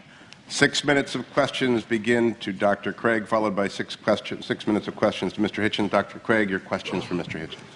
All right, let's talk first about whether there are any good arguments to think that atheism is true. Now, it seems to me that you're rather ambivalent here, that you say, you redefine atheism to mean a sort of atheism or non-theism. That's what it means. But how do you distinguish then the different varieties of non-theism? For example, what is normally called atheism, agnosticism, or the view of verificationists that the statement God exists is simply meaningless? Well, I mean, there are different schools of atheism, as you say, but there's no claim I know how to make that says atheism is true, because atheism is the statement that a certain proposition isn't true. So I wish you'd get this bit right, because it's there you go again. Well, I just devoted a little time to this. I said it is not in itself a belief or a system. It simply says you can get by better, probably, we think, without the assumption, and that no one who wants you to worship a God has ever been able to come up with a good enough reason to make you do it. Now, so the point is, though, that on your definition of atheism or non-theism, it really embodies a diversity of views, such as agnosticism, what is normally called atheism, or this verificationism. Now, which of those do you hold to within this umbrella of atheism? Are you an atheist who asserts the proposition God does not exist, or do you simply withhold belief in God in the way the agnostic does? Right. On some days, I'm a great. No, I'm not going to do you that much of a favor. On some days, I'm a great admirer of Thomas Huxley, who had the great debate with Bishop Wilberforce in Oxford at the Natural History Museum about Darwinism in the mid-19th century, and who was known as Darwin's bulldog. We would now say Darwin's pit bull, and who completely trounced the good bishop. But I can't thank him for inventing the term agnostic. And I can't thank him for some of his social Darwinist positions either, some of which are rather unattractive. Now, I need an answer to this. My time is fleeting. Because I think agnosticism is evasive. To me, yes, if you talk about the power of the Holy Spirit and so forth, to me, that is meaningless. It's to me, I'm sorry, I've tried. It's white noise. It's like saying there is only one God and Allah is his messenger. It's gibberish to me. There are many of us, I'm sorry, there are just many of us of whom this is the case. It may be true, it is true. Okay, Mr. Hitchens, I got to press you here, because time is fleeting. Feel free. What is your view exactly? Press away. Do you affirm God does not exist, or do you simply withhold belief? I think once I have said that I've never seen any persuasive evidence for the existence of something, and I've made real attempts to study the evidence presented and the arguments presented, that I will go as far as to say, have the nerve to say, that it does not therefore exist, except in the minds of its, except in the Henry Jamesian subjective sense that you say of it being so real to some people in their own minds that it counts as a force in the world. Yes. Okay, so you do affirm then that God does not exist. Now, what I want to know, and do you have any justification for that? I think I've come unwired in some horrible way. You're fine. Are you sure? Do you have any arguments leading to the conclusion that God does not exist? Well, I would rather. I think I'm wondering if I'm boring anybody now. I would rather say. I'd rather state it in reverse and say I find all the arguments in favour to be fallacious or unconvincing. And I'd have to add that though this isn't my reason for not believing in it, that I would be very depressed if it was true. But that's a quite different thing. I don't say of atheism that it's at all morally superior. That would be very risky. I wouldn't admit that it was at all morally inferior either, but we can at least be acquitted on the charge of wishful thinking. I wonder if that's the case. Would you agree that the absence of evidence is not evidence of absence? Well, you know, I'm not sure that I would agree. Okay. Let's turn to the moral argument and talk about that a little bit. I think you've misunderstood the moral argument. Given the stakes, Doctor, sorry. Given the stakes, we're not talking about unicorns or tooth fairies or leprechauns here. We're talking about an authority that would give other human beings the right to tell me what to do in the name of God. So for a claim like that, if there's no evidence for it, it seems to me not a small question No, it's certainly not a small question. But Because you're making a very large claim. Your evidence had better be absolutely magnificent, it seems to me. And it's the lack of magnificence, I think, that began to strike me first. One final question, Doctor. Okay, well, let's go to the moral argument. It seems to me there that you've misunderstood the argument in that we're looking for an objective foundation for the moral values and duties that we both, I think, want to affirm. It's not a matter of whether or not we can know what is right and wrong, or that we need God to tell us what is right and wrong. It's rather that we need to have some sort of an objective foundation for right and wrong. Wouldn't you agree on your view? It's simply the sociobiological spin-offs of the evolutionary process, and that therefore these do not provide any sort of objective foundation for moral values and duties. That could be true, yes. That Okay. could well be true. Yeah, I don't want to be too much of a reductionist, but it's entirely possible that it is purely evolutionary and functional. One wants to think that there's a bit more to one's love for the fellow creature than that. But it doesn't add one iota of weight or moral gravity to the argument to say, but that's because I don't believe in a supernatural being. It's a non sequitur. Mr. Hitchens, your questions for Dr. Craig. Well, I'd like to know first, you said that the career of Jesus of Nazareth involved a ministry of miracles and exorcisms. When you say exorcism, do you mean that you believe in devils too? What I meant there was that most historians agree that Jesus of Nazareth practiced miracle working and he practiced exorcisms. I'm not committing myself, nor are historians committing themselves to the reality of demons, but they are saying that Jesus did practice exorcism and he practiced healing. So you believe that Jesus of Nazareth caused devils to leave the body of a madman and go into a flock of pigs that hurled themselves down the Gadarene slopes into the sea? Do I believe that's historical? Yes. Right. That would be sorcery, wouldn't it, though? No, it would be an illustration of Jesus' ability to command even the forces of darkness, and therefore an illustration of the sort of divine authority that he was able to command and exercise. This, as I say, is illustrative of this unprecedented sense of divine authority that Jesus of Nazareth had, that he even could command the forces of darkness and that they would obey.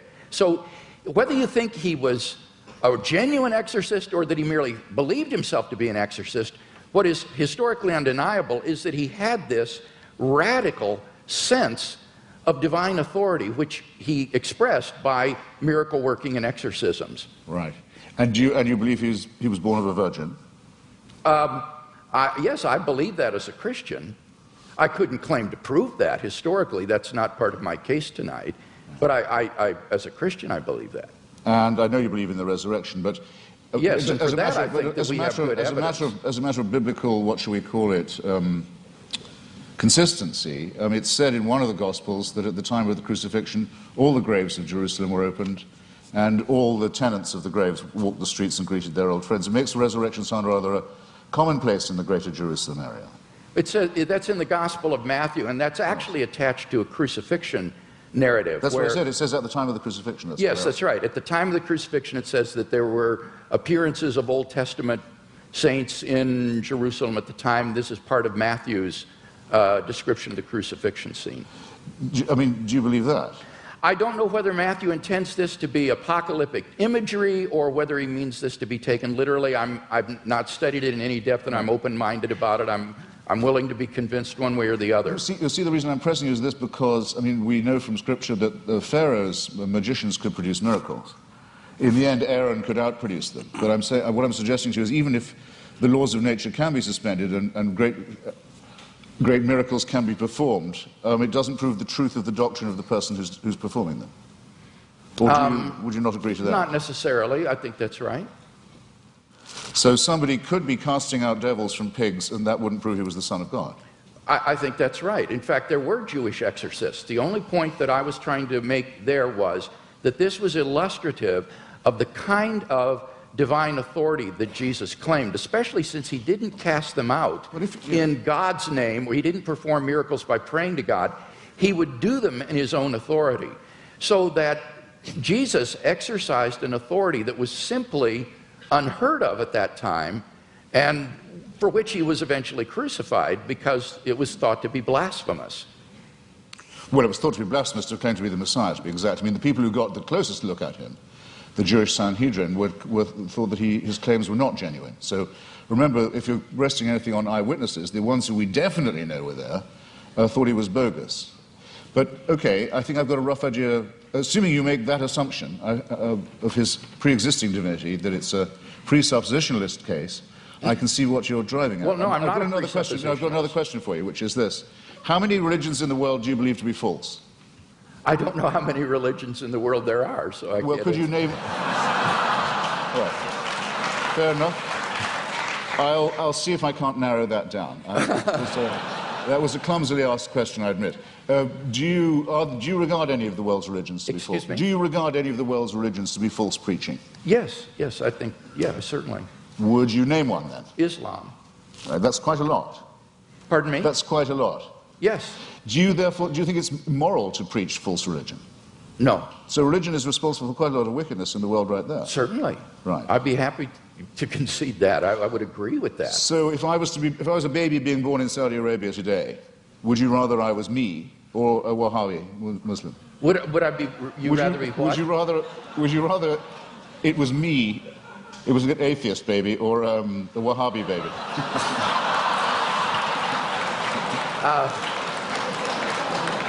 I don't have any preference as to whether you would. You do. As bad as that. Okay. Are there any?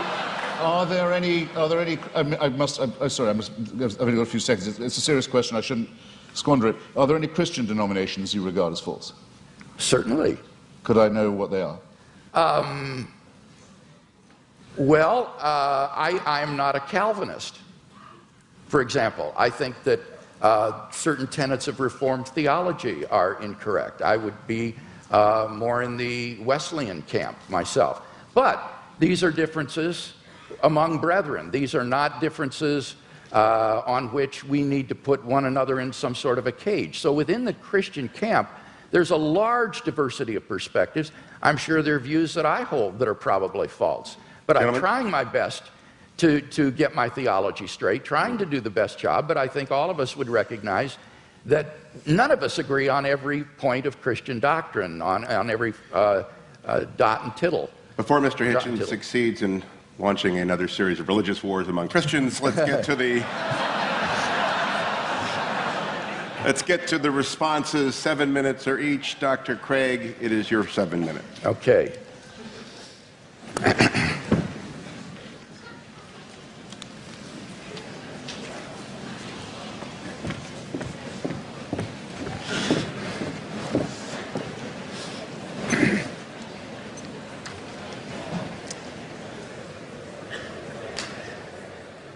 Well, I think it's very evident that in tonight's debate, we've not heard any good reasons to think that what is normally called atheism is true. That is to say, the belief that God does not exist.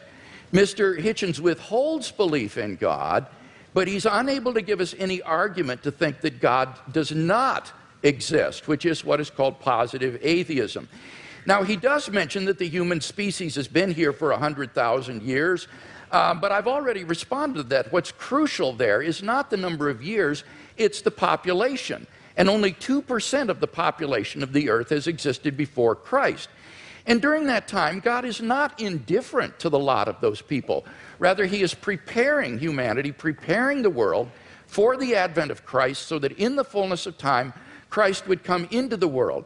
And those people who lived apart from Christ, God cared for them as well and provided for them. The Bible says, ever since the creation of the world, God's invisible nature, namely his eternal power and deity, has been clearly perceived in the things that have been made. Paul says that from one man, God made every nation of men, that they should inhabit the whole earth. And he determined the time set for them and the exact places that they should live. He did this so that men would seek him and perhaps reach out for him and find him, for he is not far from each one of us, for in him we live and move and have our being. So that those who lived before Christ were covered by the death of Christ, they were covered by his atoning sacrifice, and God will judge them on the basis of the information that they had in their response to general revelation. Similarly, for those who haven't heard of the gospel yet today, they will be judged on the basis of the information that they do have and how they respond to that. And aren't you glad that you don't have to judge them? You can leave this up to the hands of a just and holy and merciful God who will judge people on the basis of how they respond to the revelation that they do have. So we've not heard any argument tonight that God does not exist. Now, by contrast, I've given 5 arguments to show that Christian theism is true. First, we saw the cosmological argument. Mr. Hitchens has not disagreed with either of the premises of this argument, and so we have good grounds for believing there's a personal creator of the universe. As for the teleological argument, again, he didn't respond to what I said in my last speech with respect to the fine-tuning being well established in science, and that the fact that we're going toward nothingness, as he puts it, is an atheistic assumption, not a Christian assumption, and therefore doesn't do anything to disprove design. Now, what about the moral argument? Here he says that you have to prove that people would behave better if they believed in God. That's not the argument. I hope that's clear to everyone. The argument is that without God as a transcendent foundation for moral values, we're simply lost in socio-cultural relativism. Who are you to judge that the Nazi ethic was wrong? Who are you to judge that the ethic of ancient Hinduism was wrong? Who are you to judge that the Afrikaner apartheid is wrong?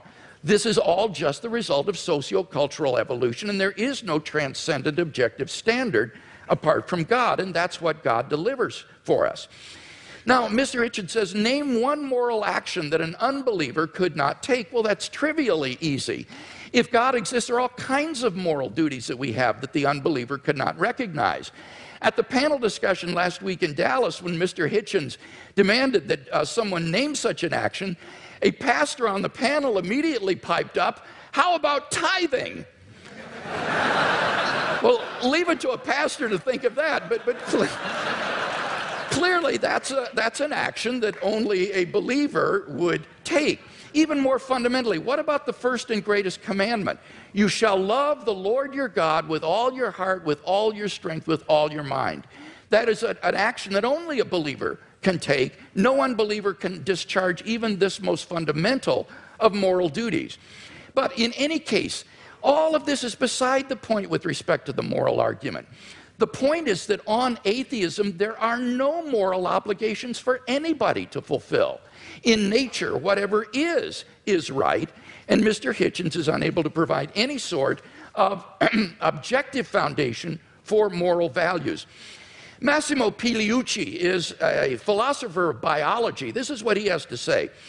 He says on atheism, there is no such thing as objective morality. Morality in human cultures has evolved, and what is moral for you might not be moral for the guy next door, and certainly is not moral for the guy across the ocean. And what makes you think that your personal morality is the one and everybody else is wrong?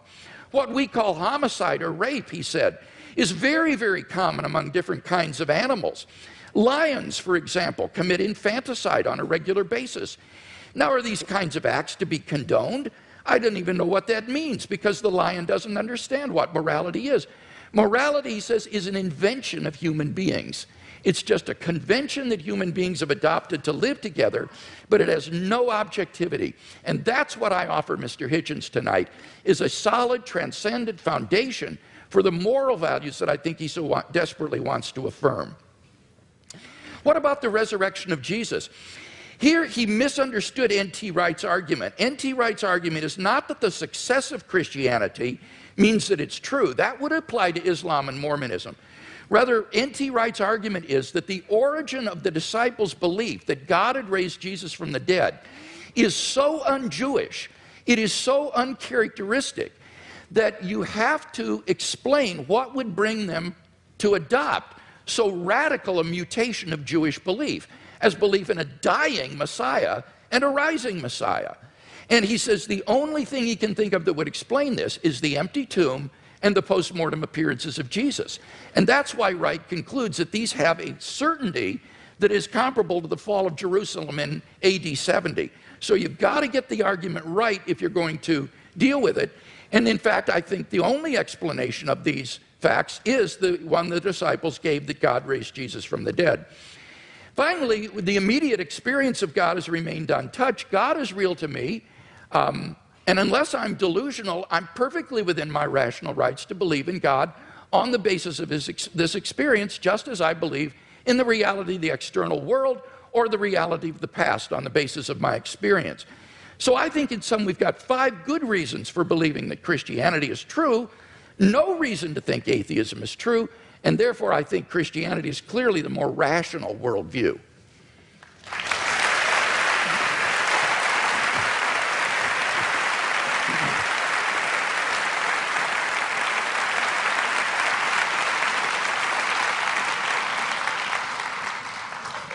I think it's, you'll correct me if I'm wrong, it's Tertullian, isn't it, who says something like, it's variously translated, credo quia absurdum, that the very improbability of the thing, the very unlikelihood of it, the unlikelihood that anyone would fabricate such a thing, for example, that a Jew could be brought to believe something so extraordinary, is testimony to its truth. I'm sure there can't be anyone who doesn't think that's a little too easy, a little too facile. I myself, for example, have followed the career of a woman known vulgarly in the media as Mother Teresa, an Albanian named Agnes Bujashu, a Catholic fanatic operating in the greater Calcutta area. And I watched every stage of her career as a candidate for, and then the recipient of, beatification and shortly canonization. The canonization will require, and as the Vatican demands, the attestation of a miracle performed by her posthumous intercession. And the miracle's already been announced. A woman in Bengal, fortunately already a devout Catholic, by pressing a medal of Mother Teresa to her stomach, made a tumor go away, or so she says. All the witnesses to this have since recanted. All the doctors have given a much better explanation of how she was cured, of the swelling and the growth and what the medicines were and so forth, but they're still stuck with it. They have to go ahead with this process because, which will lead to countless untold suffering in India, because it will appear to license the bogus charlatanry of shaman medicine and intercessory medicine rather than the real thing. All of this will have to be gone through, this awful display, in the name of faith. And I just happen to have watched it at every stage, and I can tell you, it's depressingly easy to get a religious rumor started. You can count on an enormous amount of pre-existing credulity among illiterate, frightened, ill-educated populations. There isn't a literate, written down, properly attested witness of any real sort in the Gospels. It is, and you may as well admit it and stick to it because it's what you're good at, it involves an act of faith. Second, on the matter of my moral question, yes, it's true that Doug Wilson said that tithing was something I couldn't do, but then, I'm not moving the goalposts here, I don't think I'd regard giving all my money to the new St. Andrew's Church as a moral act. The only challenge that I've had so far that I really couldn't get out of, I should share it with you, was I was told, well, you couldn't do this. You couldn't say, Father, forgive them for they know not what they do. No, but nor could you, as people of faith. You wouldn't dare. It would be blasphemy for you to do it. There's only one person who can do that, even on your account. So with respect, ladies and gentlemen, I think both my challenges stand. It hasn't been shown that I couldn't be a moral person despite my unbelief, and it has certainly not been demonstrated that unbelief will guarantee you against, the belief will, I'll say it again, that unbelief will ensure you against wickedness.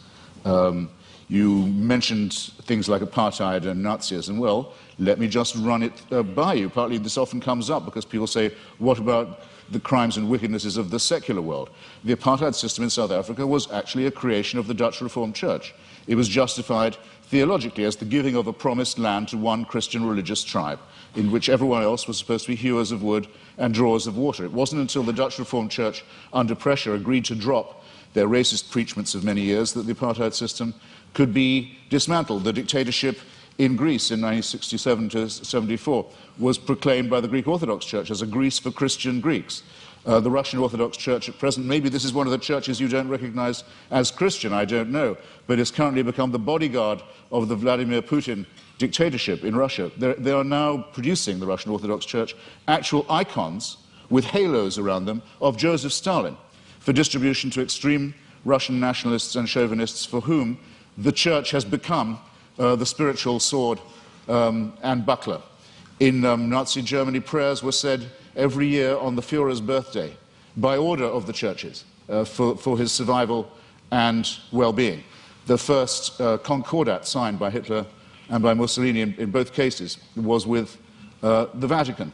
If you take out the word fascist from any account of the 1920s and 30s, any reputable historical account, and you insert the words Christian right wing or actually Catholic right wing, you don't have to change a word of the rest of the sentence. And the third member of the Axis, the Japanese Empire, was led by someone who actually claimed he was himself a god, and to whom everyone in Japan was a serf, and had to admit his godhead and divinity. And it was said to all of them, where would we know without the emperor? How would we know what to do? How would we know what a right action was? Without him, there would be screwing in the streets. There would be chaos. No one would know their bearings. Without our God, we would be rudderless. Many Japanese people, in fact, it's pitiful to report, still actually believe that. Now, I want to say, in other words, that religion is the outcome of unresolved contradictions in the material world. That if you make the assumption that it's man-made, then very few things are mysterious to you. If you make the assumption that religion is man-made, then you would know why, it would be obvious to you why, there are so many religions. When you make the assumption that it's man-made, you will understand why it is that religion has been such a disappointment to our species, that despite innumerable revivals, innumerable attempts again to preach the truth, innumerable attempts to convert the heathen, innumerable attempts to send missionaries all around the world, that the same problems remain with us, that nothing is resolved by this, that if all religions died out, or all were admitted to be false, instead of, as all believers will tell you, only some of them are false. In other words, we're faced with the preposterous proposition that religion are either all of them true, or none of them true, or only one exclusive preachment is true. And none of these seem to me coherent, and all of these seem to be the outcome of a man-made cult. Assume that all of them were discredited at the same time, all of our problems would be exactly what they are now. How do we live with one another? Where indeed do morals and ethics come from? What are our duties to one another? How shall we build the just city? How shall we practice love? How shall we deal with the baser, what Darwin called the lowly stamp of our original origins, which comes not from a pact with the devil or an original sin, but from our evolution as well. All these questions, ladies and gentlemen, would remain exactly the same. Emancipate yourself from the idea of a celestial dictatorship, and you've taken the first step to becoming free. Thank you.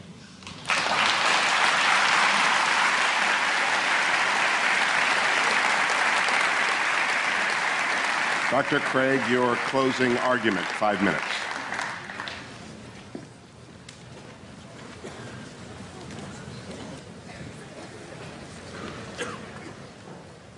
In my final speech, I'd like to try to draw together some of the threads of this debate and see if we can come to some conclusions. First, have we seen any good arguments tonight to think that God does not exist? No, I don't think we have. We've heard attacks upon religion, Christianity impugned, God impugned, Mother Teresa impugned, but we haven't heard any arguments that God does not exist. Mr. Hitchens seems to fail to recognize that atheism is itself a worldview, and it claims alone to be true, and all the other religions of the world false. It is no more tolerant than Christianity with respect to these other views. He asserts that he alone has the true worldview, atheism. The only problem is he doesn't have any arguments for this worldview. He just asserts it. So it seems to me that if you're going to have a worldview and champion it tonight, you've got to come to a debate prepared to give some arguments, and we haven't heard any. He did have an argument about evolution, but when I explained that, it actually turned out to be supportive of theism. Evolution actually provides evidence for the existence of a designer of the universe. So we've not heard any good arguments to think that atheism is true. Now, I presented 5 reasons to think that theism is true. And this is what God, or the God hypothesis, does give you. He asks, what does it give us? It explains a broad range of human experience, philosophical, ethical, scientific, historical, experiential. I find the attraction of the God hypothesis is that it is so powerful in making sense of the way the world is. For example, the God hypothesis explains the origin of the universe. Mr. Hitchens has completely dropped this point in tonight's debate when we saw that, in fact, scientific and philosophical evidence points to a beginning of the universe out of nothing, and therefore to a transcendent personal creator of the cosmos. The teleological argument, the fine-tuning that is established in the initial conditions of the universe, not to speak of in the biological complexity that then ensued. And again, Mr. Hitchens has dropped that in the course of the debate tonight. So we have a creator and an intelligent designer of the cosmos. Thirdly, the moral argument. We saw that without God, there are no objective moral values. And here Mr. Hitchens has consistently distorted the argument. He's portrayed the argument as, how would we know moral values if we didn't believe in God? We don't need to believe in a tyrant in order to find moral values. Unbelief doesn't produce wickedness. That is all irrelevant. The point is that there is no foundation on a naturalistic worldview for the moral values and duties that we both want to affirm. And he agrees with that. This is what he says, and I quote. He says, our innate predisposition to both good and wicked behavior is precisely what one would expect to find of a recently evolved species that is half a chromosome away from chimpanzees, primate, and elephant, and even pig societies show considerable evidence of care for others, parent-child bonding, solidarity in the face of danger, and so on. As Darwin put it, any animal whatever endowed with well-marked social instincts would inevitably acquire a moral sense or conscience as soon as its intellectual powers had become as well developed as in man. That is the sociobiological explanation of morality. The problem is that that moral sense that develops in pig societies, chimpanzees, baboons, and Homo sapiens is illusory on atheism, because there are no objective moral duties or values that we have to fulfill, and that's what the theist can offer Mr. Hitchens. And so I want to invite Mr. Hitchens to think about becoming a Christian tonight.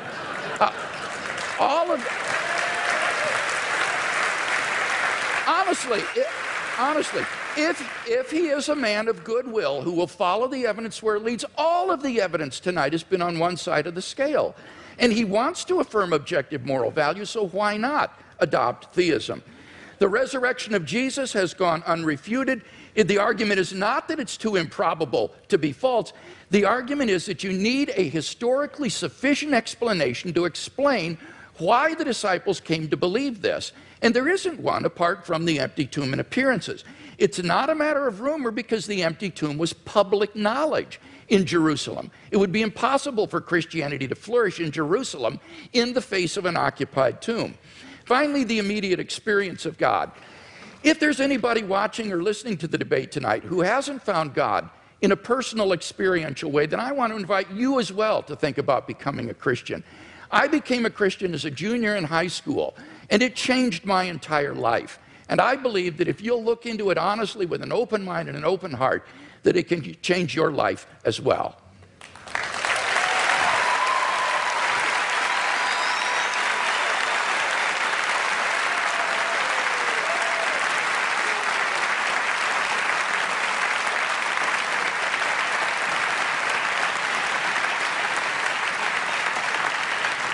Mr. Hitchens has yielded his time, and therefore we move to questions, and we are directing those questions to students tonight. I want to repeat something Dr. Hazen said: there are stupid questions.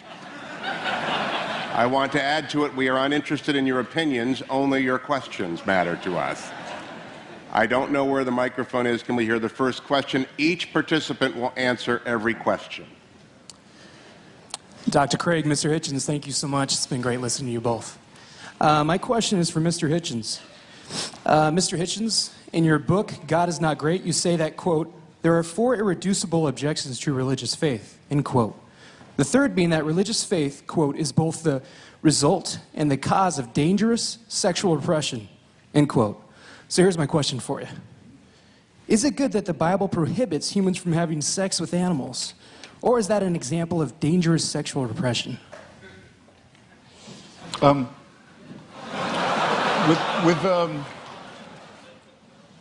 The allusion I was making was not to the man-made in the ordinary sense nature of religion, that you can tell from studying some of its codes that it's humans that are inventing it. That's why so many of the injunctions in the Old Testament are, as you quite rightly say, concerned with agriculture, shall we put it delicately. But it's more that it's men-made, that it's designed to keep women in subordination. But could you answer the question? Do you think the Bible is right to prohibit humans from having sex with animals?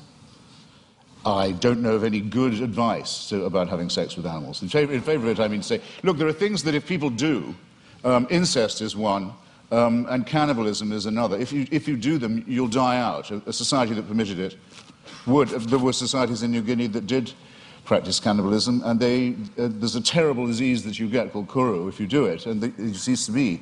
It's, if you like, there are some rules that are self-enforcing. That's not what when I was talking about sexual repression, I was talking about the enormous number of prohibitions on sex between men and women, and on the evident fear of female sexuality, and the superstitious dread, for example, of female menstrual blood. Things of this kind. Dr. Craig, your assessment of that question and answer. Well, I think the question illustrates that apart from God, whatever is in nature is right.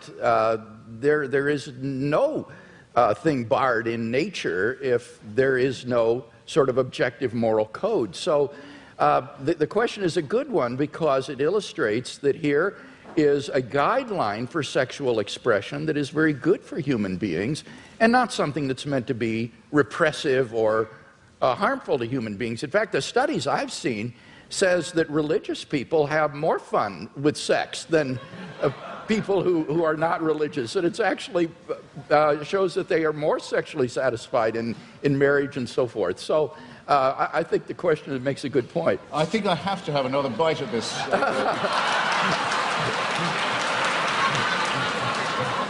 This tempting cherry. You see, if it's true that, as I think it is, that nature is pretty indifferent, pretty callous, pretty random, then who is the designer? But many people say concerning the ban on homosexuality, for example, in the Old Testament, they'll say, well, homosexuality is against God's law and it's against nature's law. Well, in that case, why does nature see to it that so many people are born homosexual? Or, if you want to rephrase it, why does God have so many of his children preferring sex with their own gender? It doesn't help. It doesn't, in clarifying and elucidating this, it doesn't help to assume a supernatural authority. Whereas, if you look at the reasons given by Maimonides and the other sages for the practice of circumcision, it is precisely to dull and to blunt the sensation of an organ which I don't think even, well, I'll leave it there. Our next question. No, but it's explicitly designed, in other words, to reduce sexual pleasure, make it more of a painful duty than a celebration. When you ask for it. I don't want to misrepresent myself. I was a student here and graduated.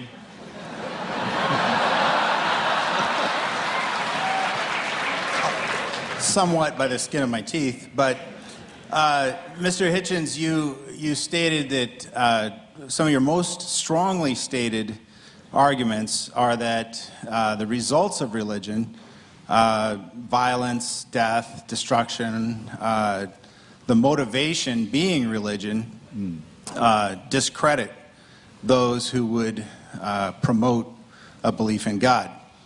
However, I think there's an imbalance there in that the nuclear bomb was created by physicists, and is the most demonstrable violence perpetrated on mankind. So I wonder how you respond to that. Well, physics isn't an ideology. Physics isn't a belief system. It's a science. Well, I think that would be subjective. I mean, you could, any more than the Marie Curie discovering radium makes her practice morally different. I mean, it's not comparing like with like. What I'm talking about are specific religious injunctions to do evil, to mutilate the genitalia of children, for example, to take the pastor, Douglas Wilson, who Dr. Craig was just mentioning, with whom I crossed swords several times this year, recently in Dallas. I happened to be mentioning to him about the commandment to exterminate the Amalekites in one of our debates, and he said that commandment is still valid. If there were any Amalekites, it would be his job to make sure that they were all put to the sword. And some of the virgins left over for slavery, purposes better imagined perhaps than described. I think this is a very serious problem. I'm not taking refuge in the commonplace that sometimes religious people behave badly, that would discredit religion. That would be a very soft option. I'm saying there are specific biblical, scriptural injunctions to do evil. Dr. Craig, in that regard, those who are announced atheists who have done evil in the world, particularly in the last 20th century, the Marxists, the Trotskyites, the Stalinists, have they done more damage in your view and more evil than the Christians? Well, this is a debate, Hugh, that I don't want to get into because I think it's irrelevant. I as a philosopher, and I mean this, am interested in the truth of these worldviews more than I'm interested in the social impact. And you cannot judge the truth of a worldview by its social impact. That's just irrelevant. Bertrand Russell, in his essay, Why I'm Not a Christian, understood this. Russell said, you cannot assess the truth of a worldview by seeing whether it's good for society or not. Now, the irony was, when Russell wrote that back in the 20s, he was trying to refute those who said that you should believe in Christianity because it's so socially beneficial to society. It was just the mirror image of Christopher Hitchens' argument, where saying you shouldn't believe in it because it's socially detrimental to human culture. But I think Russell's point cuts both ways because it's a valid point. You can't assess the truth of a worldview by arguing about its cultural and social impact. There are true ideas that may have had negative social impact, and therefore we have to deal with the truth of these, the arguments for and against them, and not get into arguments about has Marxism or Chinese communism been responsible for more deaths than theism in the 20th century. No, I completely concur with what you say there. I mean, I just wanted to say that I think that those commandments are injunctions to do evil, but I would much prefer to say that the tribe that thought it was hearing these instructions from God to kill all of its rivals, exterminate all its rivals for the Holy Land, might possibly have had, I think it's overwhelmingly probable it did have, a need to seek and claim divine approval for the war of greedy extermination, annexation, and racist conquest that it was going to undertake anyway. In other words, I don't think there was an authority issuing that commandment, whether it was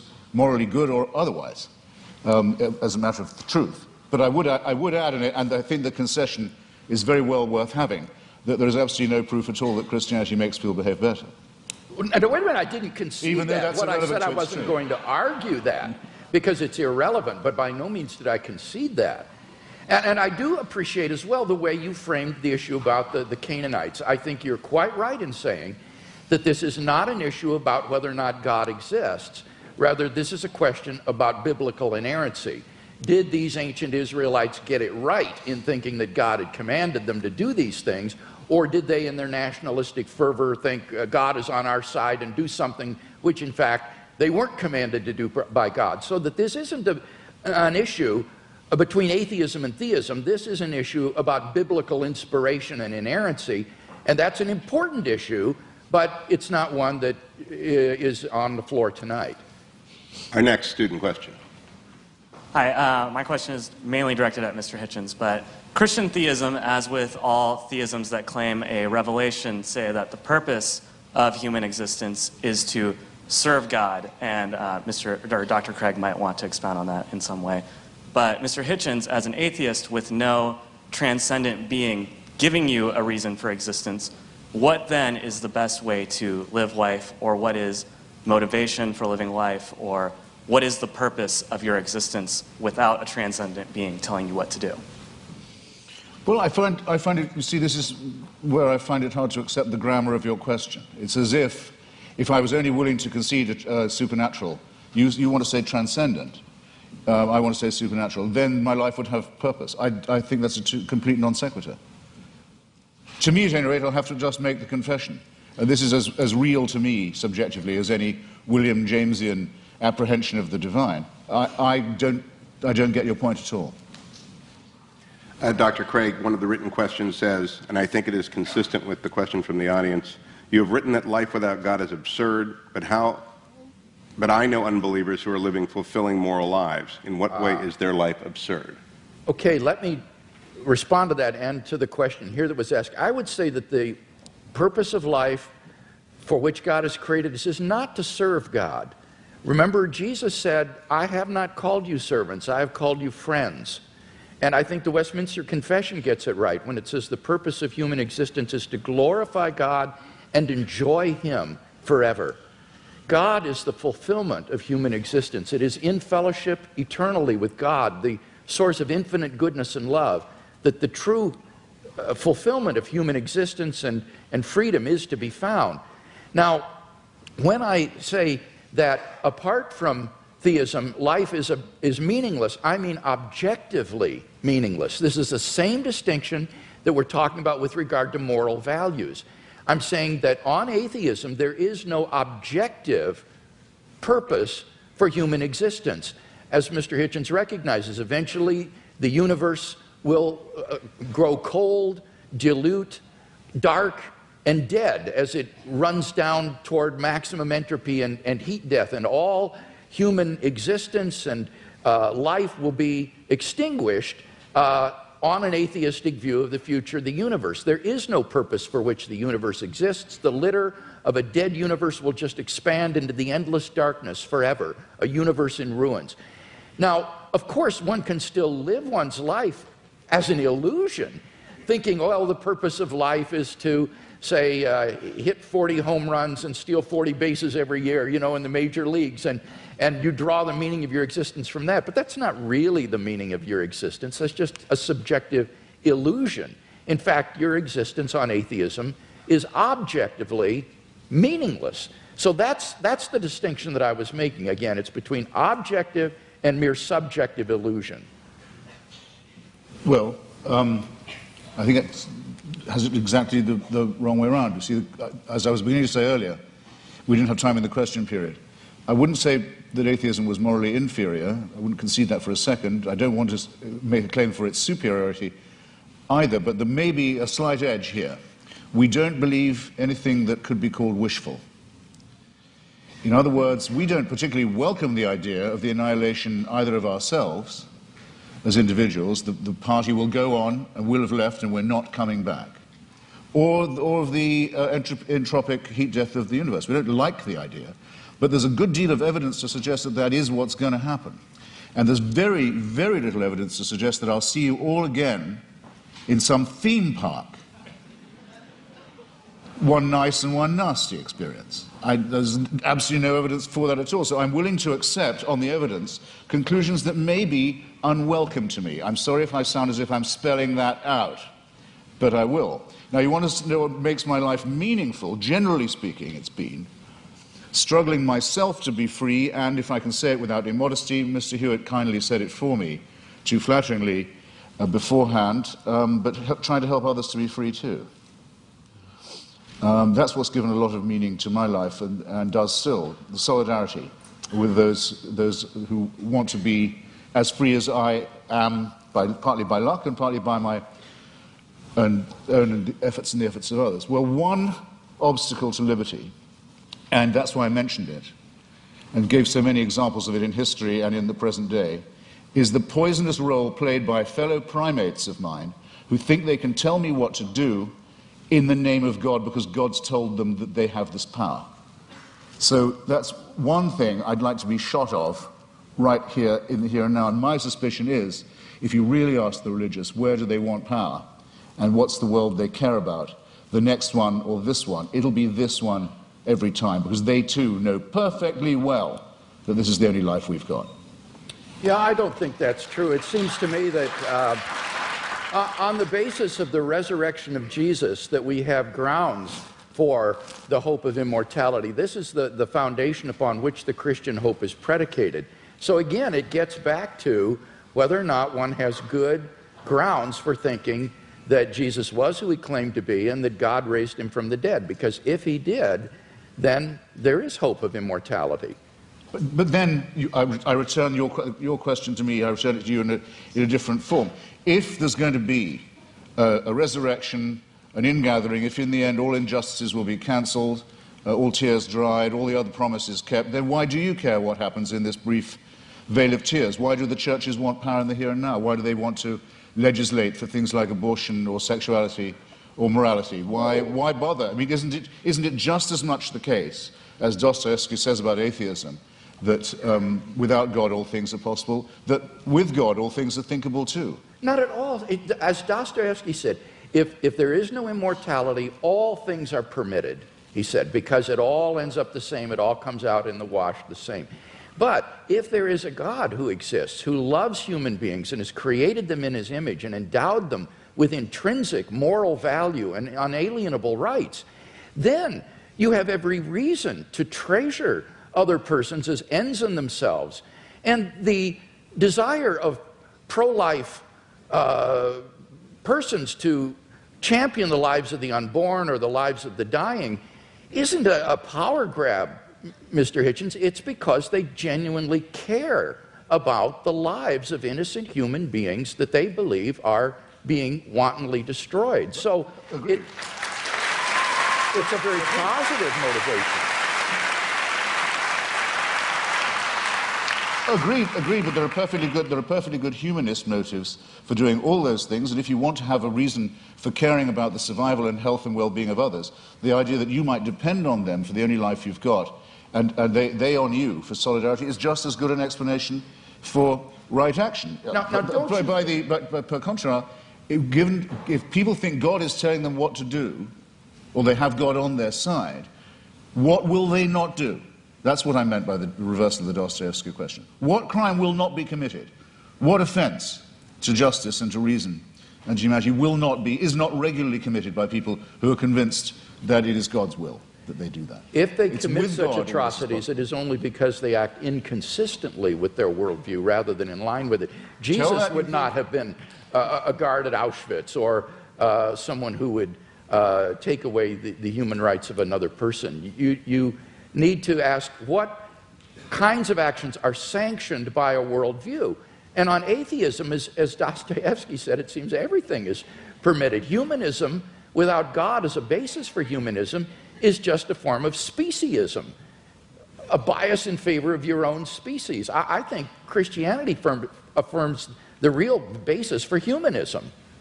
Auschwitz is the outcome of centuries in which the Christian church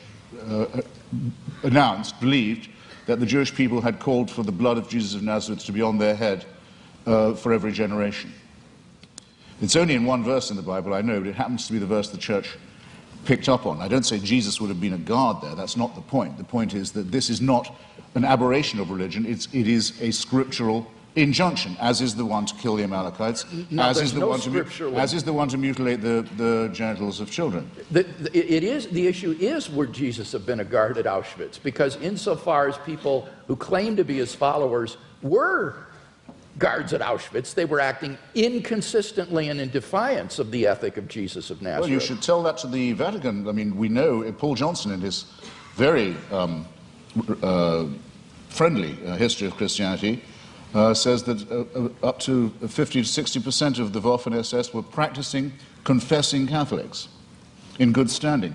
No one was ever threatened with discipline by the church, with excommunication, for example, for taking part in the final solution. The only Nazi ever excommunicated by the church was Joseph Goebbels, and if you like, I'll tell you why. To the student. His wife was a divorced Protestant. He was going to tell us anyway. Excuse me, Christianity does have some standards. Next student. Hi, I'd just like to thank both of you guys for being here. And in the interest of fairness, I know I'm playing devil's advocate here, pun intended, but I think since almost all of the questions are going to be directed towards Mr. Hitchens, I think we should have one for Dr. Craig. They're all for both of us. For Dr. Craig, what do you think about Epicurus' argument that if God is omnibenevolent, omniscient, and omnipotent, if he knows about kids in Africa and that are born with AIDS, what do you think about him suggesting, him not intervening and him not changing that fact?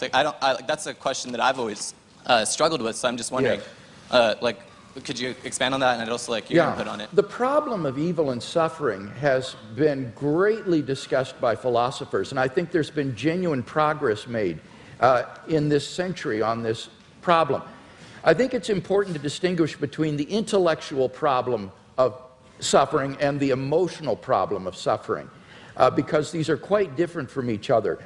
In terms of the intellectual problem of suffering, I think that you need to ask yourself, is the atheist claiming, as Epicurus did, that the existence of God is logically incompatible with the evil and suffering in the world? If that's what the atheist is claiming, then he's got to be presupposing some kind of hidden assumptions that would bring out that contradiction and make it explicit, because these statements are not explicitly contradictory. The problem is no philosopher in the history of the world has ever been able to identify what those hidden assumptions would be that would bring out the contradiction and make it explicit. On the contrary, you can actually prove that these are logically compatible with each other by adding a third proposition, namely that God has morally sufficient reasons for permitting the evil in the world. As long as that statement is even possibly true, it proves that there's no logical incompatibility between God and the suffering in the world. So the atheist would have to show that it is logically impossible for God to have morally sufficient reasons for permitting the evil and suffering in the world, and no atheist has ever been able to do that. So the logical version of this problem, I think, is widely recognized to have failed. Those atheists who still press the problem, therefore press it as a probabilistic argument. They try to say that given the evil in the world, it's improbable that God exists. Not impossible, but improbable. Well, again, the difficulty there is that the atheist has to claim that if God did exist, then it is improbable that he would permit the evil and suffering in the world. And how could the atheist possibly know that? How could the atheist know that God would not, if he existed, permit the evil and suffering in the world? Maybe he's got good reasons for it. Maybe, like in Christian theism, God's purpose for human history is to bring the maximum number of people freely into his kingdom to find salvation and eternal life. And how do we know that that wouldn't require a world that is simply suffused with natural and moral suffering? It might be that only in a world like that the maximal number of people would freely come to know God and find salvation. So the atheist would have to show that there is a possible world that's feasible for God, which God could have created, that would have just as much salvation and eternal life and knowledge of God as the actual world, but with less suffering. And how could the atheist prove such a thing? It's sheer speculation. So the problem is that as an argument, the problem of evil makes probability judgments which are very, very ambitious and which we are simply not in a position to make with any kind of confidence. Now, I recognize that that philosophical response to the question doesn't deal with the emotional problem of evil, and I think for most people this isn't really a philosophical problem, it's an emotional problem. They just don't like a God who would permit suffering and pain in the world, and so they turn their backs on him. What does Christianity have to say to this problem? Well, I think it has a lot to say. It tells us that God is not some sort of an impersonal ground of being or an indifferent tyrant who folds his arms and watches the world suffer. Rather, he is a God who enters into human history in the person of Jesus Christ. And what does he do? He suffers.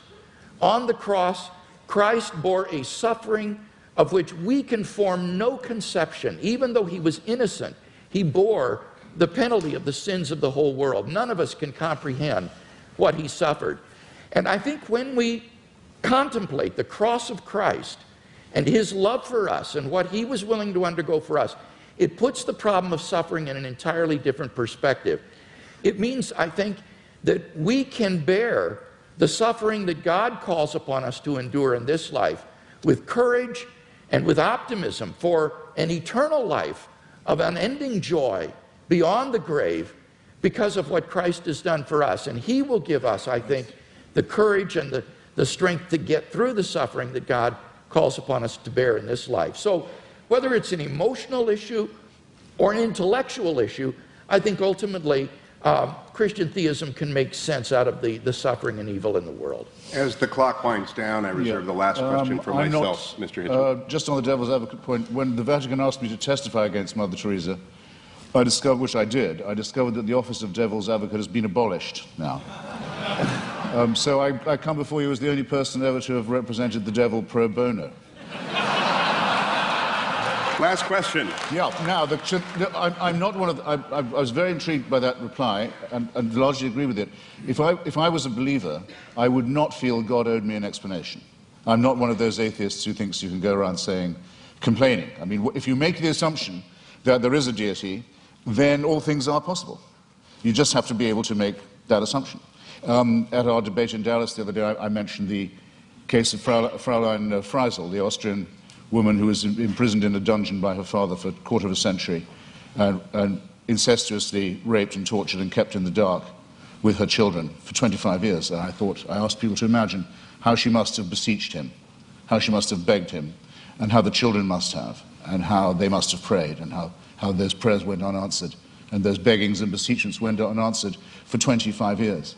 And Douglas Wilson's reply to me was, God will cancel all that, and all those tears will be dried. And I say, well, if you're capable of believing that, then obviously what that woman went through and her children went through was perfectly worthwhile.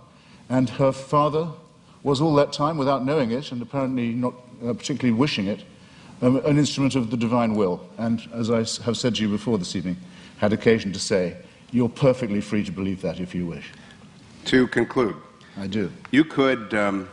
Hitchens, you've got 4,000 people here, tens of thousands more watching. You could do the same exchange at Wheaton, at Westmont, at Azusa Pacific, at Point Loma, at Notre Dame, at every great Christian university in the United States. Why do you think so many people come out to see debates with accomplished people like Dr. Craig and you? It's a time for this great question to come up again. I think there are two reasons for it. One is the emergence of a very aggressive theocratic challenge in various parts of the world. We are about to see a long-feared nightmare come true, the acquisition of apocalyptic weaponry by a messianic regime in Tehran, which is already enslaving and ruining a formerly great civilization. We see the forces of Al-Qaeda and related jihadists ruining the societies of Iraq, of Afghanistan, Pakistan. We see Jewish settlers stealing other people's land in the name of God in the hope that this will bring on a messianic combat and the return of the Messiah. And even in our own country, we're not free from people who want to have stultifying nonsense taught to children in school and in science class. So there's that. It's in the news all the time. And then there's the existence of a very small group, of which I'm very proud to be a part, that says it's time to take a stand against theocratic bullying and is willing to go anywhere to debate these matters and put these great questions to the proof. So, and thank you for giving me the chance. Yeah,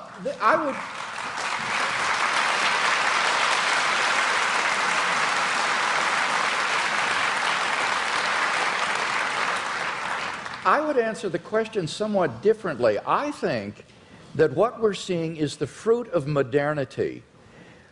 In the Enlightenment, the church and the monarchy were thrown off in the name of free thought and unshackled human inquiry. And the thought was that once mankind was freed from the shackles and bondage of religion, that this would produce a sort of humanistic utopia. And instead, I think what we've come to see is that the fruit of the naturalistic worldview is that mankind is reduced to meaninglessness, valuelessness, and purposelessness. And that therefore the question of God's existence has become all the more poignant in our age because we're beginning to question, I think, the fruit of modernity and questioning scientific naturalism.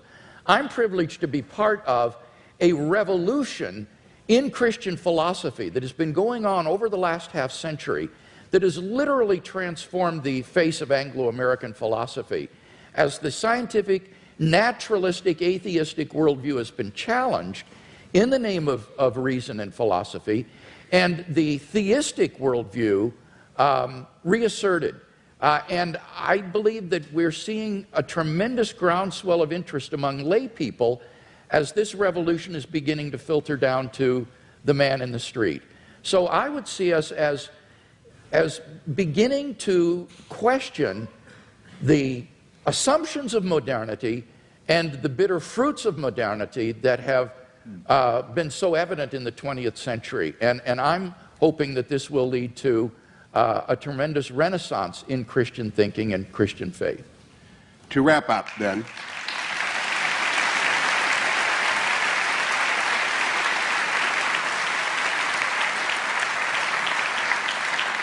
five quick observations and some instructions. Number one, no good society prohibits debates such as this one. Number two, only confident faith welcomes them. Only extraordinary universities stage them. And only very accomplished scholars and intellectuals can make them interesting and entertaining. Please join me in welcoming and thanking our panelists.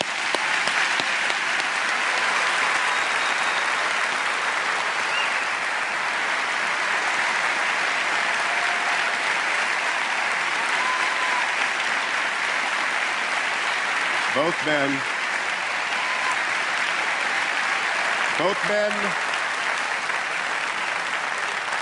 they did agree on one thing, which is that N.T. Wright is a very impressive man, I think Christopher Hitchens said. And therefore, to the viewing audience who might not know who N.T. Wright is, I recommend on Mr. Hitchens' strong recommendation that you get and read his books. I also want to tell you that I'm going to ask you to stay in your seats as our panelists exit stage right. There's a book signing. And I want to ask you, if you have a book, to stand in line. If you don't, please don't. And to recognize Mr. Hitchens has a 5 o'clock flight in the morning. So get your book signed. He loves to do that. But please don't ask him about his third cousin that you once met in Melbourne. Just let them get to talk to the book. So, gentlemen, I'm going to let you enter stage left here, and I'll hold them for a second. Thank you very much. Stay there so they can get around back.